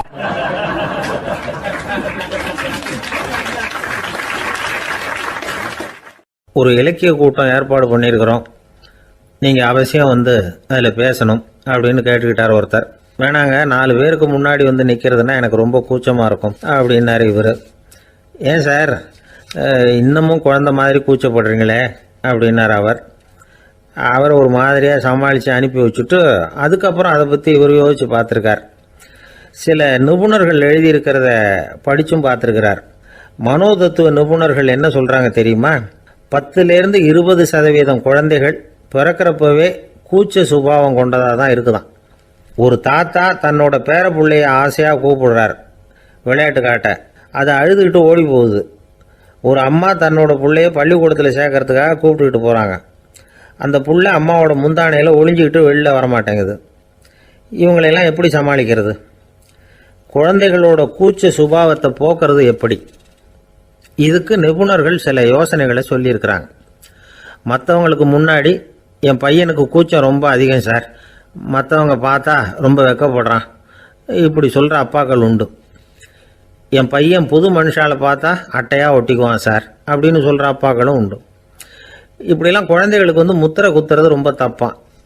புதுசாக யாராவது வீட்டுக்கு வந்தால் குழந்தை தானாக தன்னோட கூச்சத்தையும் பயத்தையும் போக்கிக்கிட்டு சகஜமாக மாறி வர்றதுக்கு வாய்ப்பு கொடுக்கணுமா. ஒரு கூட்டத்துக்கோ அல்லது சொந்தக்காரங்க கல்யாணத்துக்கோ குழந்தைய அழைச்சிட்டு போகிறீங்க, அங்கே போய் கட்டாயப்படுத்தி குழந்தைய மற்றவங்க கிட்ட பேச சொல்லக்கூடாது. சில சமயம் குழந்தை தானாக தன்னுடைய கூச்ச சுபாவத்தை விட்டு பேசுறதுக்கு முன் வந்தால் அதை பாராட்டணும். குழந்தை கலகலப்பு இல்லாமல் மௌனமாக இருந்ததுன்னா அதையும் கண்டுக்கக்கூடாது.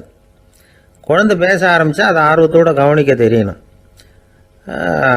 கலந்து உரையாடுற பழக்கத்தை வீட்லேயே ஆரம்பிக்கலாம்.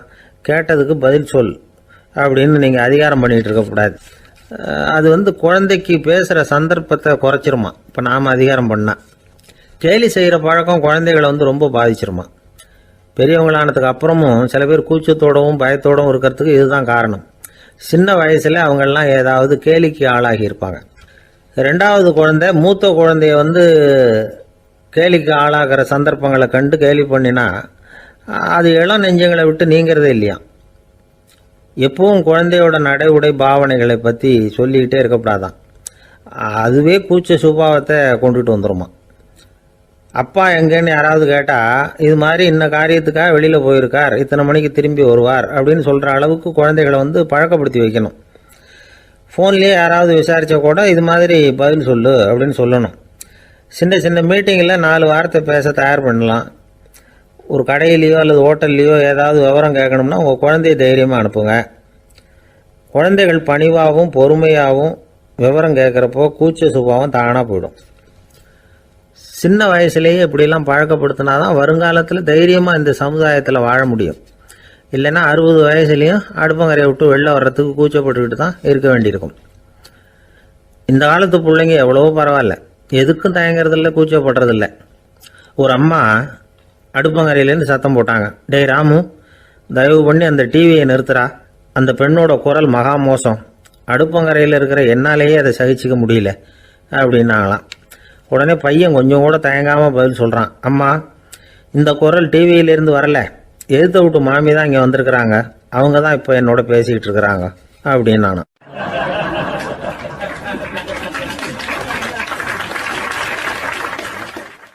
ஒருத்தர் வேகமாக நடந்து போகிறார். கடைத்தெருவில் ஒரு ஸ்வீட்டு கடையை பார்க்குறார். உடனே சடன் பிரேக் போட்டது மாதிரி நிற்கிறார். ஒரு ஸ்வீட் வாங்கி சாப்பிட்லாமேன்னு மனசு சொல்லுது. டாக்டர் வேணாம்னு சொல்லியிருக்கிறார், உடம்புக்கு ஒத்துக்காது, அதனால் அது வேணாம்னு சொல்லுது அறிவு. இவர் மனசு சொல்கிறத கேட்கல, அறிவு சொல்கிறபடி கேட்குறார். அதனால் மறுபடியும் வேகமாக அங்கேருந்து நடந்து போயிடுறார். அவர் நல்ல மனுஷனுக்கு அறிவும் இருக்குது, உணர்ச்சியும் இருக்குது. எதுக்கு எடுத்தாலும் உணர்ச்சி வசப்பட்டுக்கிட்டு இருக்கக்கூடாது, அறிவு வசத்தில் நாம் இருக்கணும். அப்போ தான் நாம் நல்லபடியாக வாழ முடியும். இல்லைன்னா அவஸ்தை தான். மகாபாரதத்தில் சந்தனுன்னு சொல்லி ஒரு அரசன் வர்றான். அவன் ஒரு சமயம் அறிவு வசப்படாமல் உணர்ச்சி வசப்படுறான். அதாவது ஒரு நாள் கங்கை கரையில் ஒரு அழகான பொண்ணை பார்க்குறான். இவனுடைய மனசு அவகிட்ட போயிடுது. அவளை கல்யாணம் பண்ணிக்கிறதுக்கு ஆசைப்படுறான். அந்த பொண்ணு சரின்னு சம்மதிக்கிறா. ஆனால் ஒரு நிபந்தனை போடுறா. அந்த நிபந்தனைக்கு சம்மதம்னு சொன்னாதான் உன்னை கல்யாணம் பண்ணிக்குவேன்னு சொல்றா. சரி, அவள் போட்ட நிபந்தனை என்ன தெரியுமா? இது மாதிரி நான் உங்கள் மனசு புண்படுற மாதிரி எந்த காரியம் பண்ணாலும் நீங்கள் என்ன ஏன்னு கேட்கக்கூடாது, நான் செய்கிற காரியத்தை தடுக்கவும் கூடாது. அப்படி நீங்கள் செஞ்சால் அடுத்த கணமே நான் உங்களை பிரிஞ்சு போயிடுவேன். இதுதான் அந்த பொண்ணு போட்ட நிபந்தனை. சந்தன அரசன் இந்த நிபந்தனையை ஒத்துக்கலாமா? இதை அறிவுபூர்வமாக யோசிச்சிருந்தா இதுக்கு கட்டுப்பட்டுருக்க மாட்டான். இந்த நிபந்தனைக்கு நான் சம்மதிக்க மாட்டேன்னு தான் சொல்லியிருக்கணும்.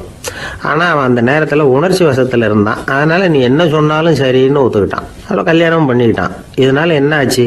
7 பச்சை இளம் குழந்தைகளை பிறந்த உடனே அவள் கங்கையில் தூக்கி எறிஞ்சி கொல்லக்கூடிய கோர காட்சியை இவன் ஒன்று பின்னாடி ஒன்றா பார்க்க வேண்டியதாக போச்சு.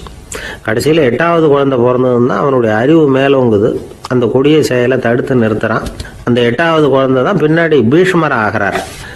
ஒரு பக்தி பிரசங்கத்தில் ஒரு பேச்சாளர் இந்த விஷயத்தை சொல்லிவிட்டு இன்னொரு விஷயமும் சொன்னார். அது என்னன்னா, சந்தனு மன்னன் அறிவுக்கும் உணர்ச்சிக்கும் நடுவில் அகப்பட்டு தவிச்சதுனால அவன் வம்சத்தில் வந்த கௌரவர்கள் உணர்ச்சி வசப்பட்டாங்க, பாண்டவர்கள் அறிவு வசப்பட்டாங்க அப்படின்னு சொன்னார்.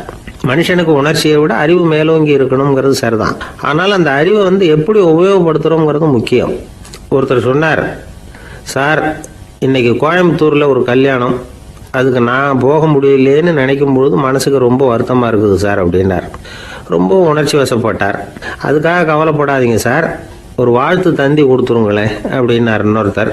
அது எப்படி சார் முடியும்னார் அவர். நான் தானே சார் கல்யாண மாப்பிள்ளை அப்படிங்கிறார் அந்த ஆள்.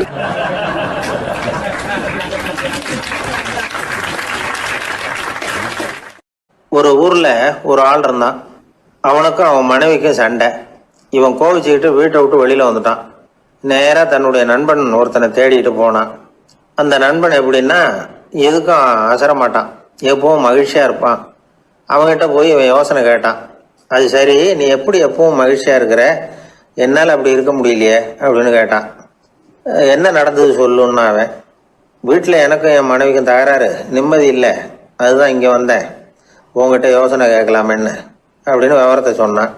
அதை கேட்டுட்டு அதுக்கப்புறமா இவன் சொன்னான், இந்த பாருப்பா, இது ஒன்றும் பெரிய விஷயம் இல்லை, எனக்கு 2 மனைவிகள், 2 வீடு. ஒரு வீட்டில் சண்டை வந்துட்டுதுன்னா நேராக இன்னொரு வீட்டுக்கு வந்துடுவேன், இங்கே சண்டை வந்துட்டுதுன்னா நேராக அங்கே போயிடுவேன். 2 குடும்பம் இருக்கிறதுனால இப்படி ஒரு வசதி, இதுதான் என்னுடைய மகிழ்ச்சியின் ரகசியம் அப்படின்னு நானா. ஓ அப்படியா விஷயம், இப்போ புரிஞ்சுக்கிட்டேன், உன்னுடைய யோசனைக்கு ரொம்ப நன்றி அப்படின்னு சொல்லிவிட்டு அவன் திரும்பி வந்துட்டான். அங்கே இங்கே தேடினான். ஒரு வாரத்துக்குள்ளே இன்னொரு பொண்ணை தேடி கண்டுபிடிச்சி கல்யாணம் பண்ணிட்டான். இப்போ இவனுக்கும் 2 வீடு ஆயிட்டுது. அதுக்கப்புறம் என்னாச்சு தெரியுமா, இவன் 2வதா கல்யாணம் பண்ணிக்கிட்டு வந்தானே, இந்த செய்தி முதல் மனைவிக்கு தெரிஞ்சு போச்சு. போனான், அது கழுத்தை பிடிச்சி வெளில தள்ளி விட்டு கதவை சாத்தி விட்டுது. இனிமேல் இந்த பக்கம் வராத, எனக்கு தெரியாமல் எப்படி நீ இன்னொரு கல்யாணம் பண்ண அப்படின்னு சொல்லி அடித்து விரட்டி விட்டுது. இவன் அதனால் என்ன பரவாயில்லன்னு 2வது மனைவி வீட்டுக்கு போனான். அங்கே பார்த்து, நீ எனக்கு கல்யாணம் பண்ணுறதுக்கு முன்னாடி ஏற்கனவே உனக்கு கல்யாணம் ஆச்சுங்கிற விஷயத்தை ஏன் என்கிட்ட சொல்லலை அப்படின்னு சொல்லி அதுவும் கழுத்தை பிடிச்சி வெளில தள்ளி விட்டுது. இவன் வீதிக்கு வந்துட்டான். இங்கேயும் போக முடியல, அங்கேயும் போக முடியல. என்ன இது, அவன் சொல்லி கொடுத்த யோசனை ஒன்றும் சரியாக வரலையே அப்படின்னு யோசனை பண்ணிக்கிட்டே நடந்தான். வழியில் ஒரு பாழடைஞ்ச மண்டபம்.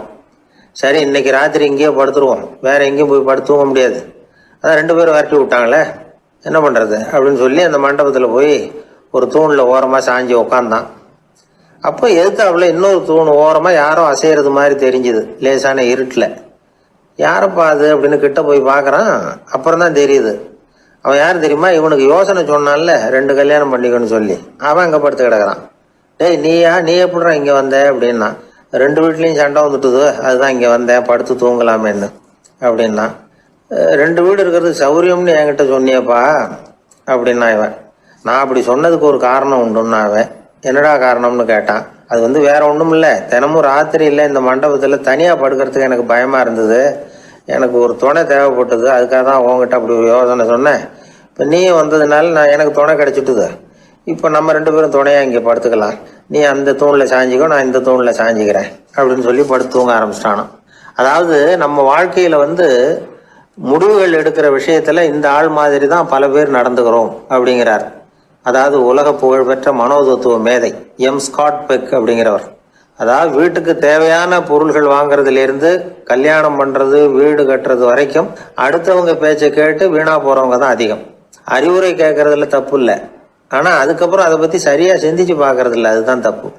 சில பேர் அறிவுரை சொல்றதுலேயே ரொம்ப தெளிவாக இருப்பாங்க. ஏன் சார் 2